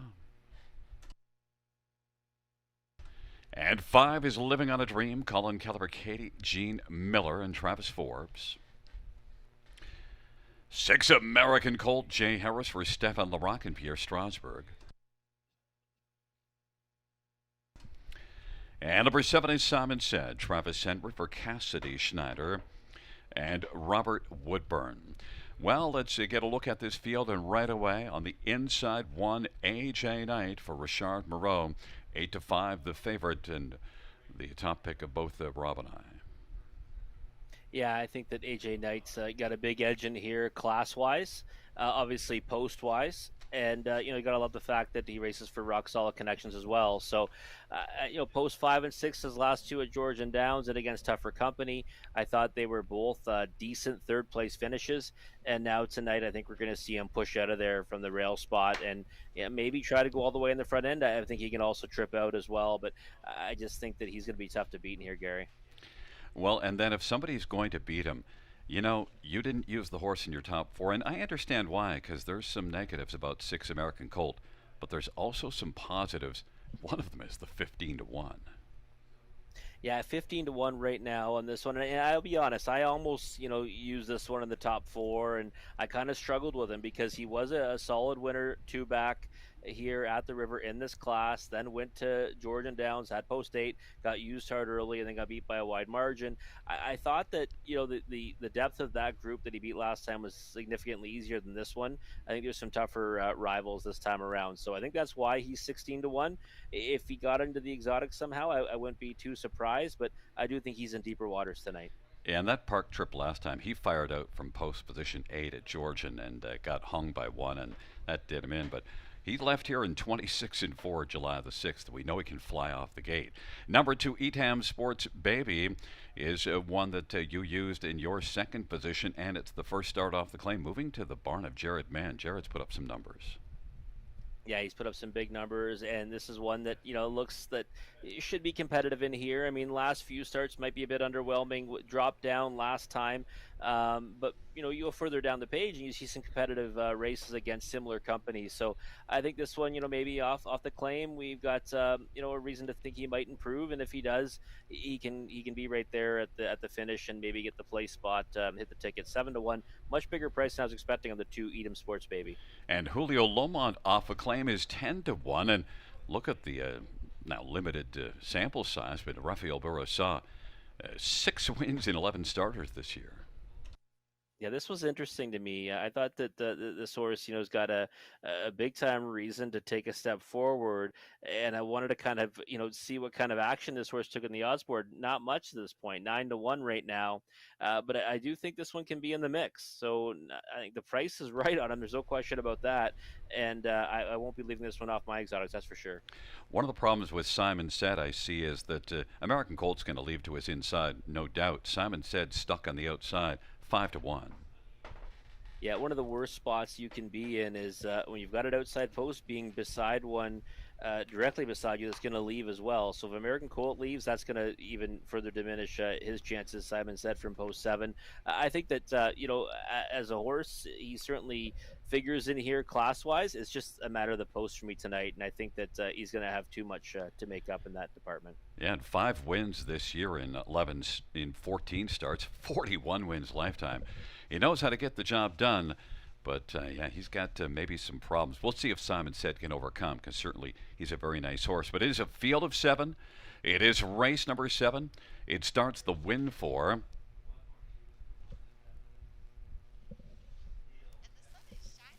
And the sun is back out and shining as we're sending that rain over towards the Newmarket Mansion. Should be over there shortly. Field for the 7th race, taking up their positions, AJ Knight and Etam Sports Baby on the inside. In the center, Ryan Klein and Julio Lomont and Living on a Dream to the outside, American Colt and Simon Said. It's a field of 7. It's race number 7.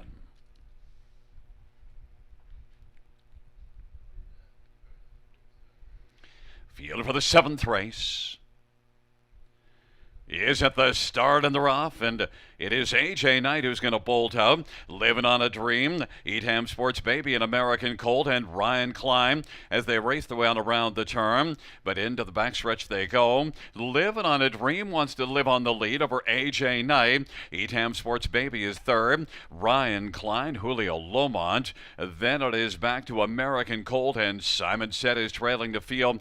Now AJ Knight, 6-5 on the board, wants to come around and take the lead and grab grab it from Living on a Dream. The Living on a Dream is in the pocket. Etam Sports maybe third. Ryan Klein is racing fourth. Then Julio Lomon. American Colt is second last, and Simon Said is trailing the field. And Ryan Klein has popped out from fourth already.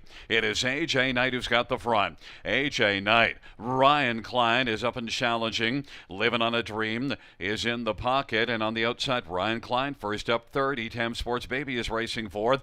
And then it is Julio Lomon and American Colt. As that is Simon Said, and then American Colt is lagging back there, trailing the field.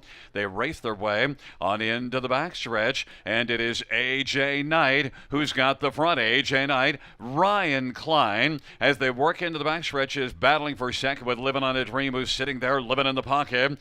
And then Etam Sports Baby is racing fourth. And then it is Julio Lomon, and Simon Said, and American Colt is well back, and they race their way by three quarters. And now, big move. Here comes Etam Sports Baby up to challenge A.J. Knight, and Etam Sports Baby is looking rather sporty now.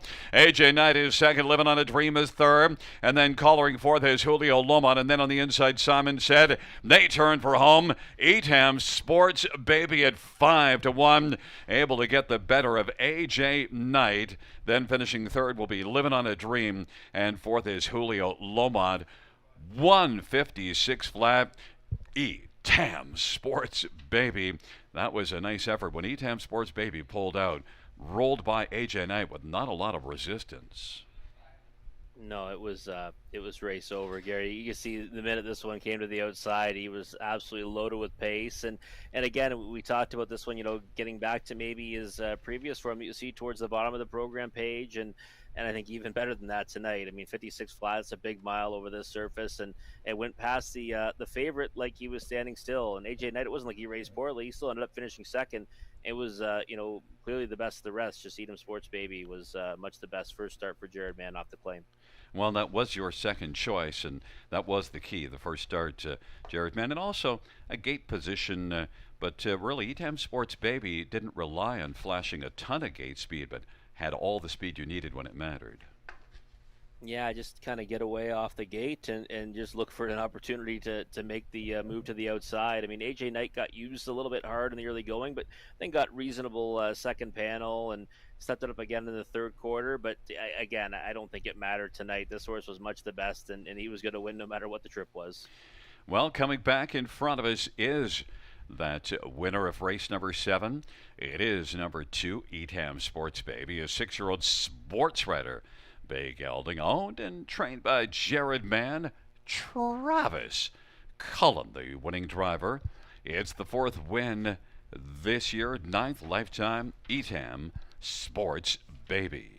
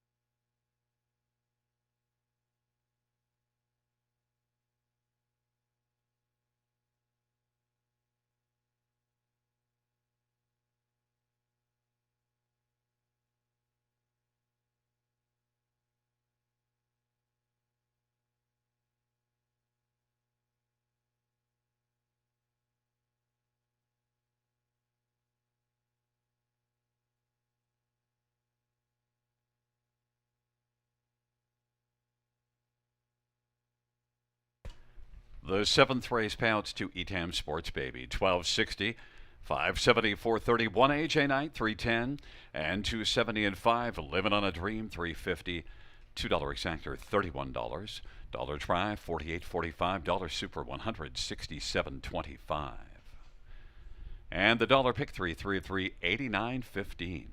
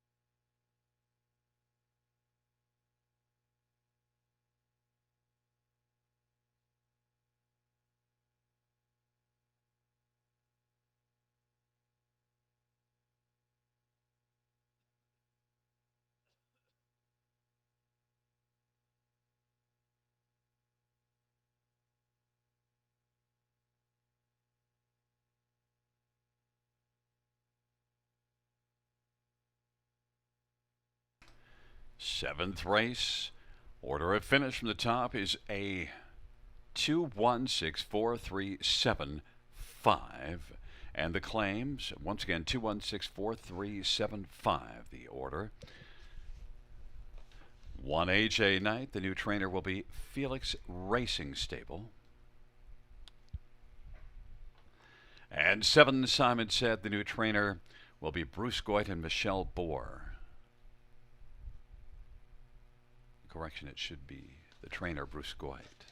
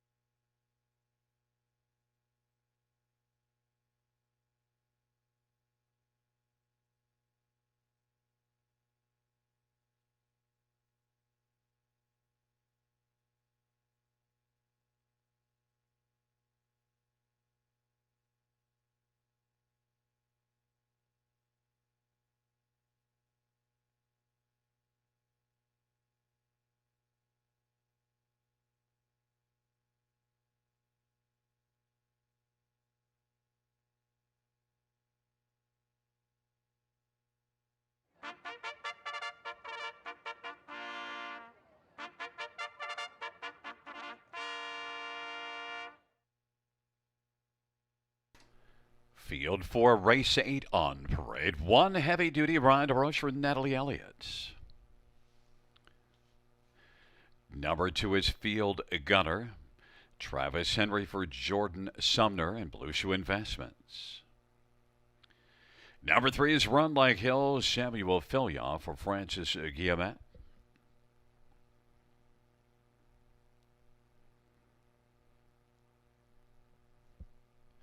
And number 4 is Hot Fudge Sunday. Alfie Carroll for Richard Carroll and Angela Carroll. 5 Scratch 6 World Bank. Scott Culliver, Dominic Ladew, and The Stable. And number 7, Get to the Point, Wayne Henry for Henry Stable. Field of 6, race number 8. Well, Rob, we've had back-to-back races with an odds-on favorite going down, and we get one here that's even money right now and heavy duty on the inside. I don't see how heavy duty goes down despite that last race at Mohawk. This one was really decent here, and overall 8 wins on the year. Yeah, he's been good all season, and he gets to work from the pole position today. Last time he had that spot, and against similar company, he got up against Thomas P2 when it looked like he had no chance on the turn for home. He closed a lot of ground. He was coming home with 30-4, but still relentlessly came at that one to get up at nearly 7-1 on that occasion. This time around, going to likely be something to 5, and I agree, Gary. I think it's going to be tough to beat him. I think he's got a post edge, and he's also got a pace edge. He's going to push out of there and likely have a big pace advantage over one like the 2 Field Gunner. Well, in the last race, 1 was your top choice and 2 was your second choice, and the 2 did take down the favorite. 2 Field Gunner, I think, is the logical one here, although the other 2 on the inside are getting a bit of love as well. Field Gunner, 9-2. Yeah, 9-2 is a good price on Field Gunner. The problem for him is that can he be closer, right? And last time he got away 4th and ended up, going overland and only got beat a length on the end of it. I thought it was a real solid effort. The problem is that he doesn't really have a lot of pop early in the mile. Looks real sharp on the track right now, though. Maybe if he can get out of there a little better, if he's in striking distance, he can win. But again, it's just a matter of how the trip scenario works out. 5-1's a good price on him, though. I was not expecting him to be that high. I thought the margin between him and heavy duty would only be a couple of points, not 1-2 versus 5-1. Number 3, Run Like Hill, is interesting because I had a couple of starts with Lindsay Kerr, and she usually has a lot of success, but just did not find the key to Run Like Hill at all. 9th in back-to-back starts. Gets back to Francis Guillemet, and Francis had lots of luck with Run Like Hill. Yeah, and that's why I've got this one in the 3rd spot, and I toyed with even putting this one on top in here, and I think that the problem for me is the time away. He's off almost 3 weeks, but maybe that's a good thing, right? Getting back to a barn he's had success with, they can kind of get him the way they want him to be before they put him back in the box. And he is one that deserves a long look in here, especially at 5-1, because he's got some real nice efforts racing for this outfit, and I think we might see him return to that form tonight. You just throw the last 2 out, and if you look beyond that, really, he should be competitive against this group. So Run Like Hill is one that merits respect in here, and 9-2 is not the worst price in the world. And Hot Fudge Sunday has at least been a decent quality fringe player of late and beaten only 2 1/4 last time out. Probably the one you have to use somewhere towards the bottom of the ticket. Yeah, I think so. I was waiting for you to say I didn't handicap the race because my selections are 1, 2, 3, 4. But I guess when it runs out logical, then you give me a pass. No, I just thought I better not pick on you because right now my picks aren't doing that well tonight, so I might want to just be quiet until I'm doing better. Okay, I see how it is. Well, yeah, Hot Fudge Sunday is one that, listen, 4th, 3rd, 4th, always kind of in the mix, completes the Trier, completes the Super, and especially in this, compact field tonight, I mean, there's no reason why he can't get away, somewhere mid-pack and then just get a piece of it again. I think that Hot Fudge Sunday, is one that can typically be a threat at this level with the right scenario. I just think he's drawn it against 3 that might be a little bit better than him right now. And if something strange happens in here, get to the point. You go back to that June 15th line, left from post 7 and was well back, and just destroyed the field by 8.5. I'm not saying that will happen here, but you're looking at 10-1 if you don't like the 3-5 on the inside. Yeah, listen, yeah, I'll never fault anyone for trying to play value in a spot like this. I mean, it's a short field, and the horse, 3 to 5 on the rail. We just saw odds on go down in that spot, and it wouldn't be surprising to me, anyways, if someone got the better of them, just because of the way the night's been going. So again, I'll stick with them, but 3 to 5 is not attractive at all. Well, you handicapped the race, I'm told. 1, 2, 3, 4 are your top four, and they are taking up positions. Heavy Duty and Field Gunner on the inside. Run Like Hill, Hot Fudge Sunday in the center to the outside. World Bank, get to the point. Field of six, race number 8, top of the stretch. Here they come.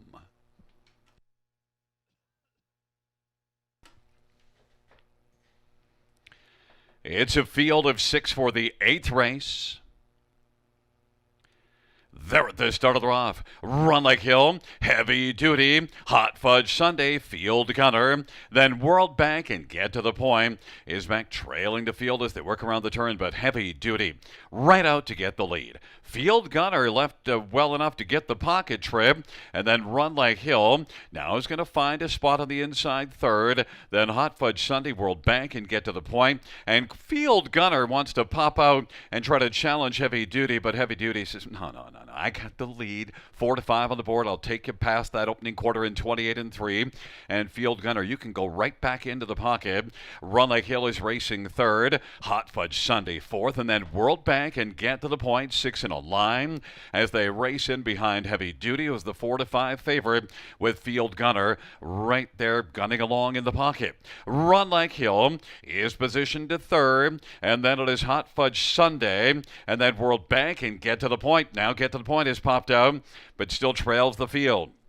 Heavy Duty's got the lead, 59 and 2 halftime. It's Heavy Duty, Field Gunner. Run Like Hill now is going to move to the outside first over, and then World Bang, and then Hot Fudge Sunday Get to the Point is still trailing the field. Heavy Duty leads on down the backstretch. Run Like Hill on the outside now is going to try to tackle Heavy Duty. It's Heavy Duty and Run Like Hill, and then moving up World Bank, and Field Gunner's racing fourth. Run Like Hill sticks ahead in front and now leads it by half a length, 3/4, 129 and 2, and Run Like Hill. Heavy Duty on the inside, though, hasn't thrown in the towel. World Bank is racing 3 wide third, and then it is Field Gunner and Get to the Point in Hot Fudge Sunday. It is Run Like Hill, and now World Bank on the outside. World Bank at 13 to 1 is come on to get the lead, and World Bank is going to win it. Run Like Hill was second, and then third is between Field Gunner and Heavy Duty. 159 and 2.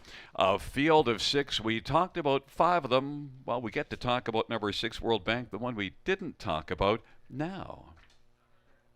Yeah, I was going to say there's a new angle in town, Gary, and it's the horse we don't talk about. In a short field like this, we don't talk about one, and that's the one that, really cruises to the wire.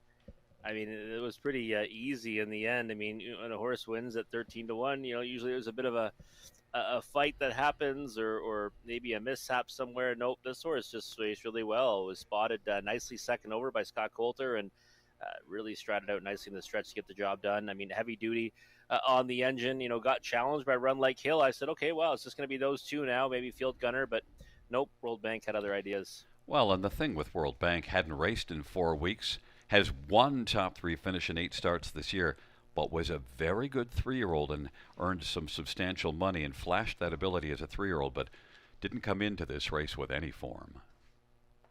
No, and coming with a qualifier as well, that was just kind of, looks like it's going around the track, getting a flat line, 204 and 1.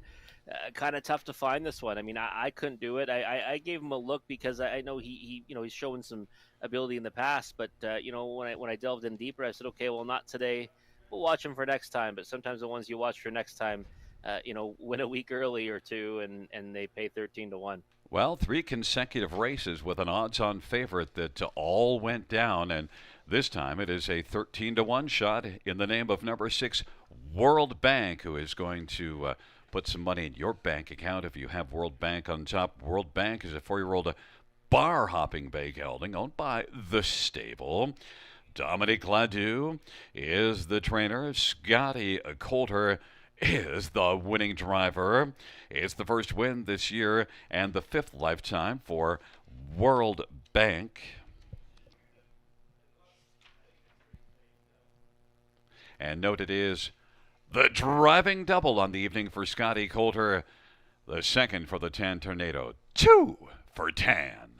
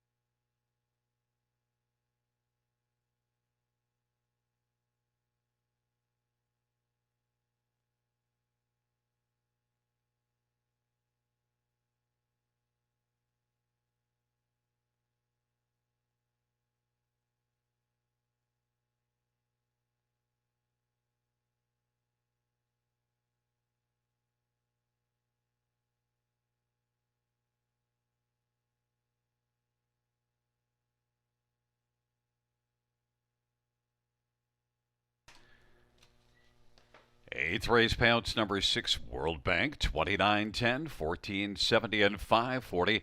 3 Run Like Hell, $7.20 and $3, and 2 Field Gunner, $2.40. $2 exactor, $269.60. Dollar try, $275.75, and the dollar super, $533.75.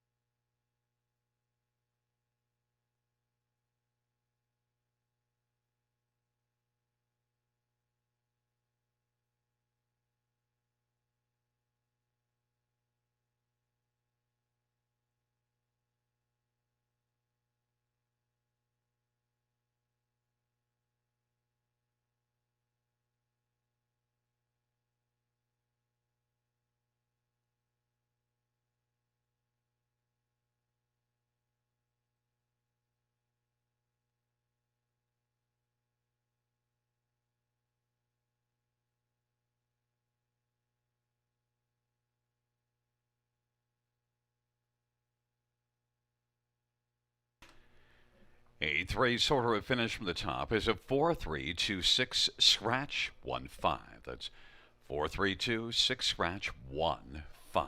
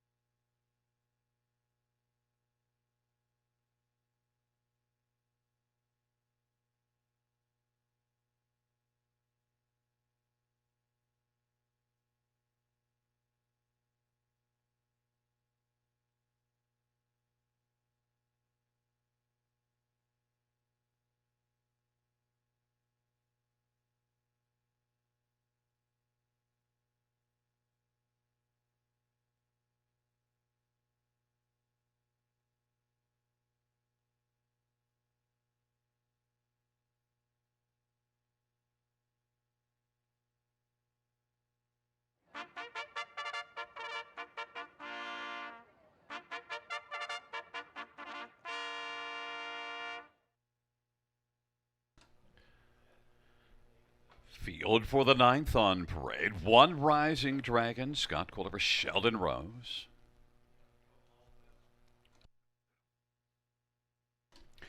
Number 2, Joe King, Moore for Marissa Miller and Ezra Miller. And number 3, Casey's Dragon, Colin Kelleher, Kyle Boston, and Daryl Newbegin. 4 is Mock Jacobs, Board for Jonathan Penos and Martin Kepfer. 5 is Dark Moves, Jay Harris for Jonathan Penos and Martin Kepfer. And number 6, Prince Adair, Paul McKenzie drives and trains and owns. Field of 6, race number 9. We're going to stay right there with number 6, Prince Adair. And Rob, that last race at Georgian Downs, Prince Adair, no, it was a small field of 5, but he fired all the way around. He got beat by one that was well-meant, odds-on favorite, but still strong performance. Yeah, do you see it was large in victory on that occasion, Gary, and that's the one that's now going to be at Mohawk Park on Friday nights. Yeah, Prince Adair for me, I just thought that even last time here at the River was much the best winner from the rail spot. And now getting back here, yeah, it's post 6, but it's it's a short field, and I think he's going to go busting out of there. And I think he can get the better of this group. 9-5 on the board. I was hoping for a bigger price, especially that 8-1 morning line, but I do think that he's the one to beat in here. Now, what's interesting about, you mentioned winning here much the best on the 22nd of June. The start before that, beat Prince Adair, Rising Dragon, who sat the pocket and was able to win pretty convincingly. So there's your logical one, at least as the challenger. Rising Dragon on the inside at 5-2.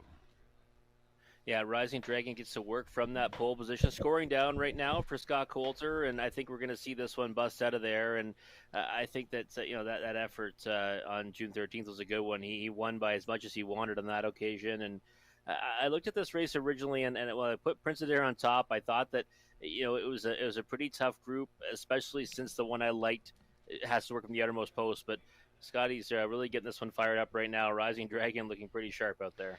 The thing that worried me about Rising Dragon, the last 2 races at Georgian, they weren't all that impressive. But if you want a simple way of handicapping this, Rising Dragon has 5 wins this year. The rest of the field has 5 wins this year.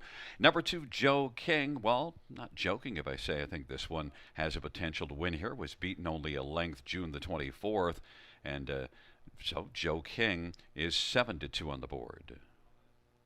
I thought that effort actually in this class on June 13th was a good one, getting beat just over 3 lengths to Rising Dragon. And then, we saw this one move up to nominators of 50,000, an open nominators of 50,000 life. Raced well to finish 3rd, got beat a length in that one, then win a real tough trip first over last time. Has since missed a little bit of time between starts, but now gets back to condition claiming companies. So really, if he comes back to those 2 previous efforts, he should be competitive against this group, and 7-2 is not the worst price. Mock Jacobs racing at Hanover last start. That's only 4 days ago, racing back last Saturday. Tell me about Mock Jacobs. Well, Mock Jacobs is just one that, first of all, last time, Carson Shadow, what price would he be in here?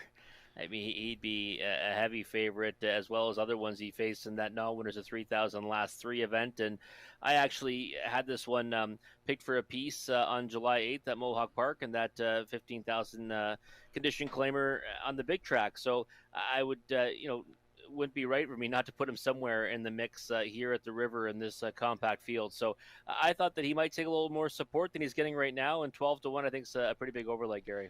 And number 5, Dark Moves, is one that's fallen off form right now, but you saw this one back in June at Mohawk, race reasonably well in 54-4.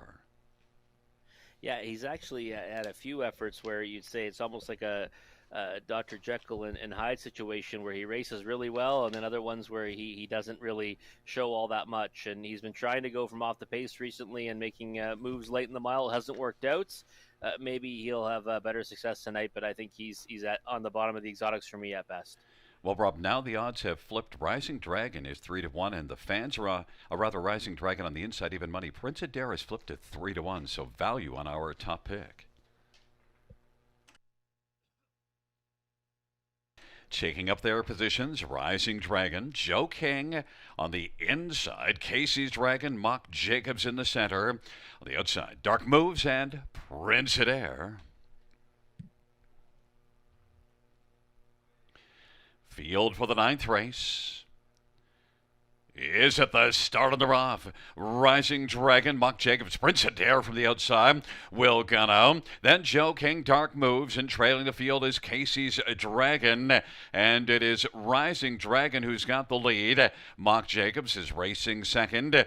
Prince Adair is third. Then fourth is Dark Moves in front of Joe King and Casey's Dragon. Rising Dragon has the lead as they race on to the opening quarter. Rising Dragon, Mock Jacobs is second, and Prince Adair is positioned third. 28 seconds, the opening quarter. Dark Moves is fourth, and then Joe King and Casey's Dragon. They work their way on around that turn. Rising Dragon has got the front. Rising Dragon leads at 7-5 on the board, and they race off the turn heading towards us. Mock Jacobs is second. Prince Adair is going to flash to the outside first over and come up rapidly now in pursuit of Rising Dragon. Mock Jacobs third, and then on the outside Casey's Dragon, to the inside Dark Moves, and then it is back to Joe King. Three to the inside, three to the outside. Rising Dragon, and rising up on the outside is Prince Adair. It is Prince Adair trying to take down Rising Dragon. And then third is Mock Jacobs, and backing away Casey's Dragon. And now moving on the outside, Joe King has come on to take over fourth, and fifth is Dark Moves, but it is Prince Adair going at it with a stubborn Rising Dragon.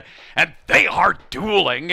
And on the outside, it is Prince Adair who leads it by a head. Rising Dragon with that turn advantage, though, on the inside. 127 and 1 3/4, and Joe King isn't joking now. Is out three wide, and racing fourth is Mock Jacobs, and then fifth is Dark Moves as they turn for home. Joe King, Rising Dragon is still there in the hunt as they come on down the stretch drive, and then out wide here comes Dark Moves as they come on to the finish, though. It is Joe King. Joe King wins it up the inside was Mock Jacobs, and then Dark Moves on the outside was third. 157 and 4 at 7-1. I'm not joking. Yeah, this is one of the reasons why I took it all in the pick four in this race, Gary. Unfortunately, that ticket is long dead. But listen, I thought that Joe King, actually, we talked about this one, getting back to the claiming condition ranks, raced really well here last time, and I mean, obviously got a real nice trip there, coming up second over behind Prince Adair, who was battling. I mean, that was a war of attrition on the front end between Rising Dragon and Prince Adair, and Tyler Moore just had to point this one to the outside to pay straight past them. So, in retrospect, I mean, hindsight's 2020, but 7-1's an overlay on Joe King, who got back to company that he certainly figured against. Yeah, and you have to think also that Rising Dragon and Prince Adair, they kind of opened the door. Rising Dragon's one we can definitely get right back to. Raced really tough. Yeah, he did. I mean, so did Prince Adair. I mean, Prince Adair got hung pretty wide to that opening turn, then got into the three-hole, came first over, and really just ambushed Rising Dragon. They battled the whole way there, and I think either one of them I'd be willing to come back to next time if circumstances were different, right? And in any event, still, Joe King, full marks for the effort tonight, and Mock Jacobs, sat that nice 2-hole trip and got up for second. So a nice little exacta of two of the longest prices on the board. Well, 4 consecutive favorites go down. The first 3 were odds-on favorites, and in this one, Rising Dragon at 7-5. But we get a price horse again. 9th race to number 2, Joe King, 6-year-old Mystery Chase Bay Gelding, owned by Ezra Miller. Marissa Miller, the trainer. Tyler Moore, the winning driver. First win in 2 seasons, 10th lifetime for Joe King.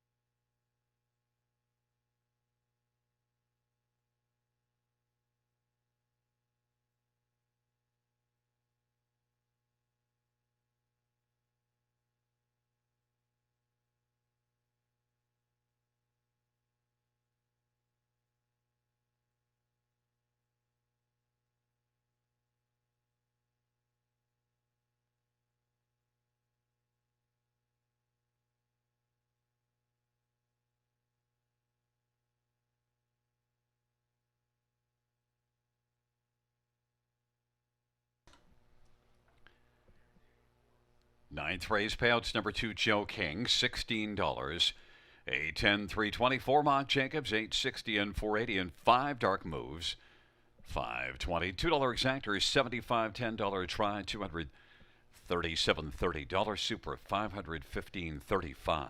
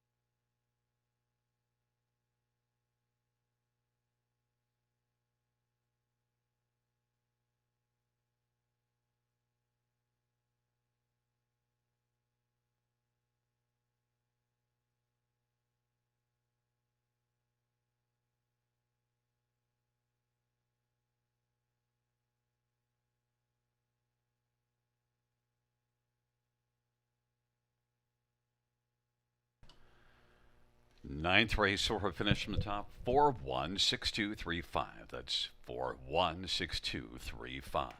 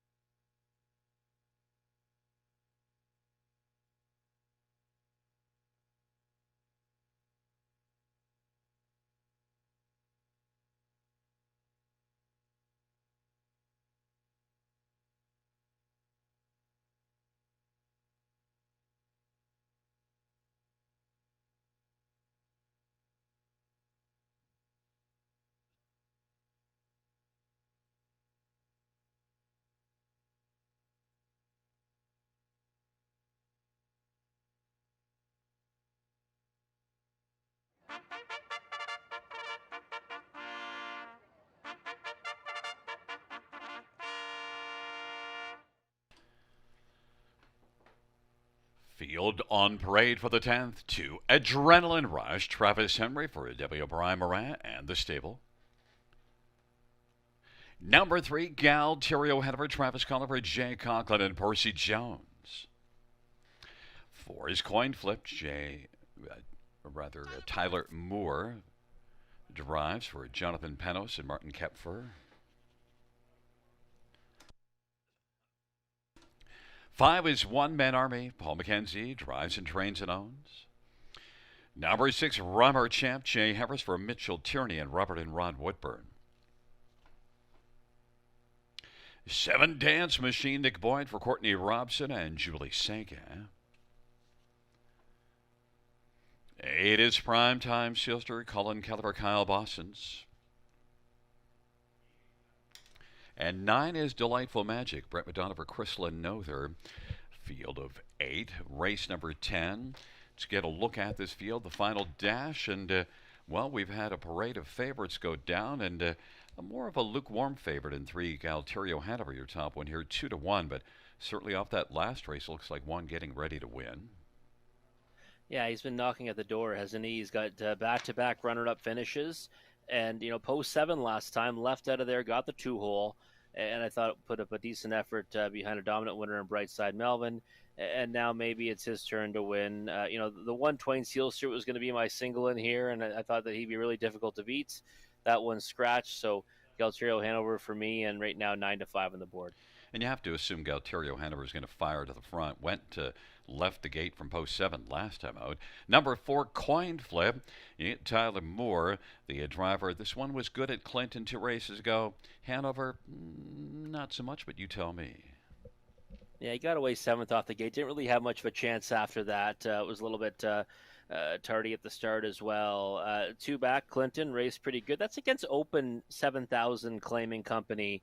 And, I think that doesn't really stack up the worst against this group. This is condition claimers, 15,000 for numbers of 40,000 life. So I don't mind Coin Flipping here. He's a horse that, I typically do, give a chance to. He's won 5 of 23 this season, hit the board in 10 of those. And I think he can be in the mix here with the right kind of trip.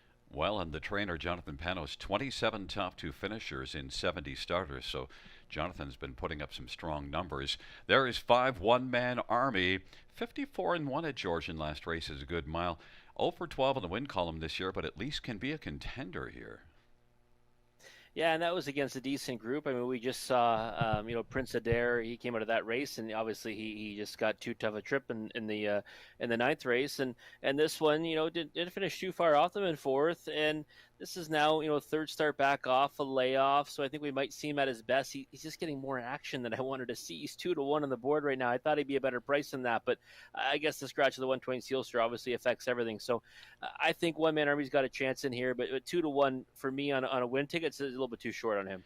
Number 7, Dance Machine, will leave out of post position 6. Better recent form.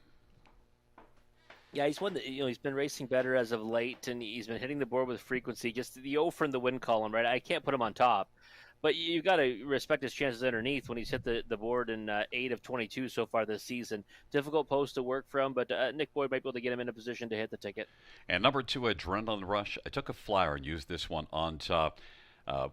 In previous times, going back last year and even the year before that, Adrenaline Rush has flashed some pretty big speed.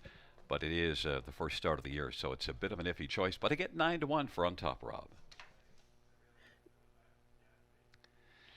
It is a field of 8 for race number 10.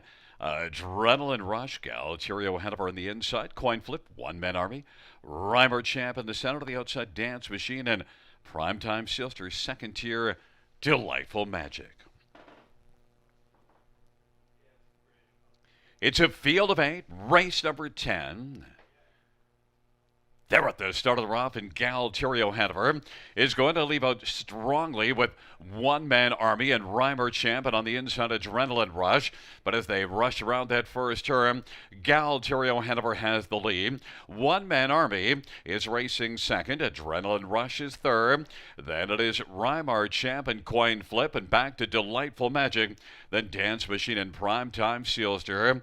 And Galterio Hanover leads as they roll on to the opening quarter. One-man Army dropped down to even money and is filling the pocket. And Adrenaline Rush is forwardly placed, racing third. 3 1/4 from the front. Then it is Reimer Champ and Coin Flip. Back to Delightful Magic and Dance Machine. And Primetime Sealster is trailing the field. It is Galterio Hanover. And then in the pocket, One-man Army. Now popping on the outside, Reimer Champ is going to try it first over. And Adrenaline Rush is racing on the inside fourth. And now it's going to switch lanes and is on the outside second over. On the back of Reimer Champ and racing fifth, Delightful Magic.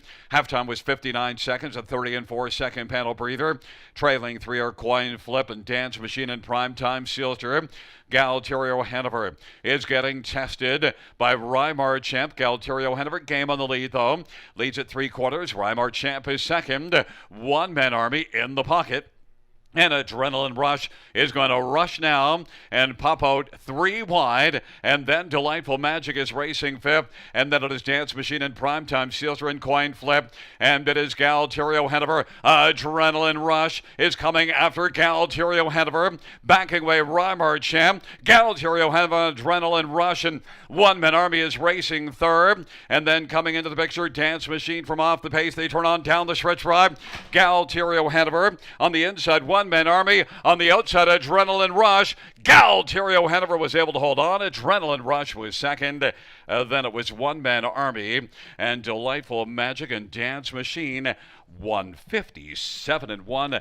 Galterio Hanover at wind up 5-2 as the price came down on One-man Army. So you get 5-2. Galterio Hanover, Rob, on top. Yeah, I'm surprised that we got that price on this horse. I mean, really, it was a gutsy effort, wasn't it, Gary? I mean, Galterio Hanover looks like he's going to get away with a free lead. Yeah, he gets a second quarter breather, but then he's got Reimer Champ coming at him, and going at him pretty hard, and then had to take on the second over horse that came around that one, Adrenaline Rush, who I thought was going to go by. I thought you pegged a winner here. Nice effort first off the bench for Adrenaline Rush. There's no question about that, but Galterio Hanover, gutsy effort to get the job done, and surprised he ended up at 5-2. Yeah, and I think Adrenaline Rush just came up a little bit flat, which is understandable. I mean, just short at the end because the last start was September 21st of last year. So a bit of a reach to take a horse like that, but I knew the ability is there. No, I can respect that. And I mean, again, you're trying to get a price down. I mean, I think in the multi, wagers, this horse is not 5-1. He's a much bigger number than that. So still went off at 5-1, took some support, but big effort, one to look forward to for next time, no question about it. And then One-man Army took a lot of money. Now, did race reasonably well, finished third. Yeah, he did. He ended up getting a 2-hole trip behind a horse that had to do a lot of racing on the front end, and I thought he might come on for a second in the stretch, but he ended up getting beat by your Adrenaline Rush. And again, it was a decent effort. Just, I mean, certainly didn't warrant that even money tag. Well, coming back in front of us is number 3, Galterio Hanover. It's a 5-year-old well-said bay gelding owned by Percy Jones, trained by Jay Conklin, and Travis Cullen is the winning driver. It's the third win this year. 9th lifetime, Galterio Hanover.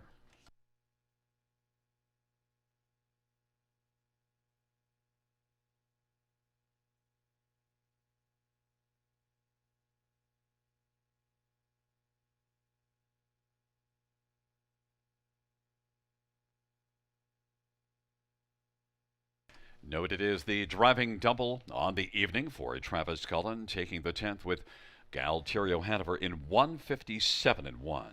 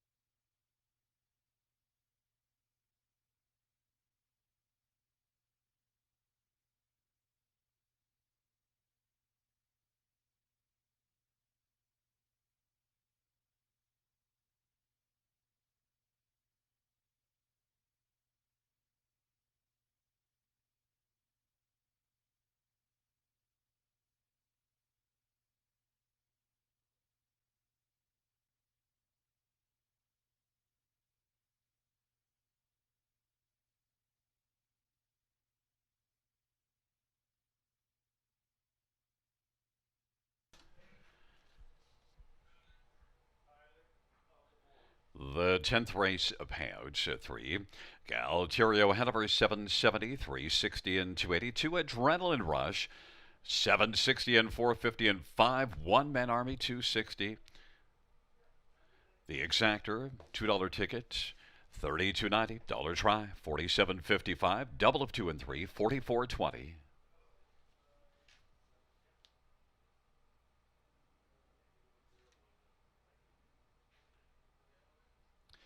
Dollar win for 4 of 4 $4,800 $18.15.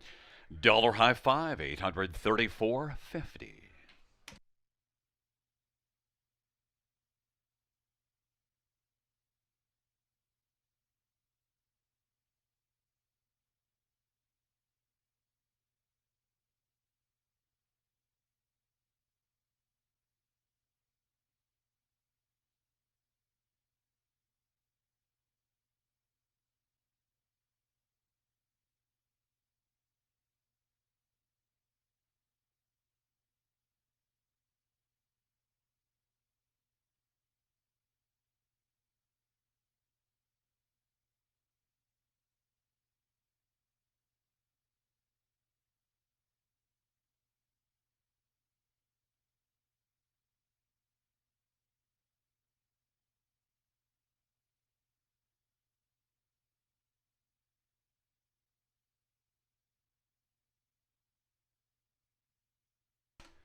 The 10th race sort of finish from the top is a scratch 218 36574. That's scratch 218 36574 on the bottom.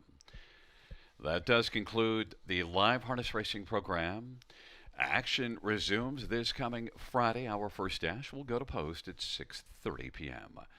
Buenas noches, amigos. Good night, everybody. Good night, Manic Monday.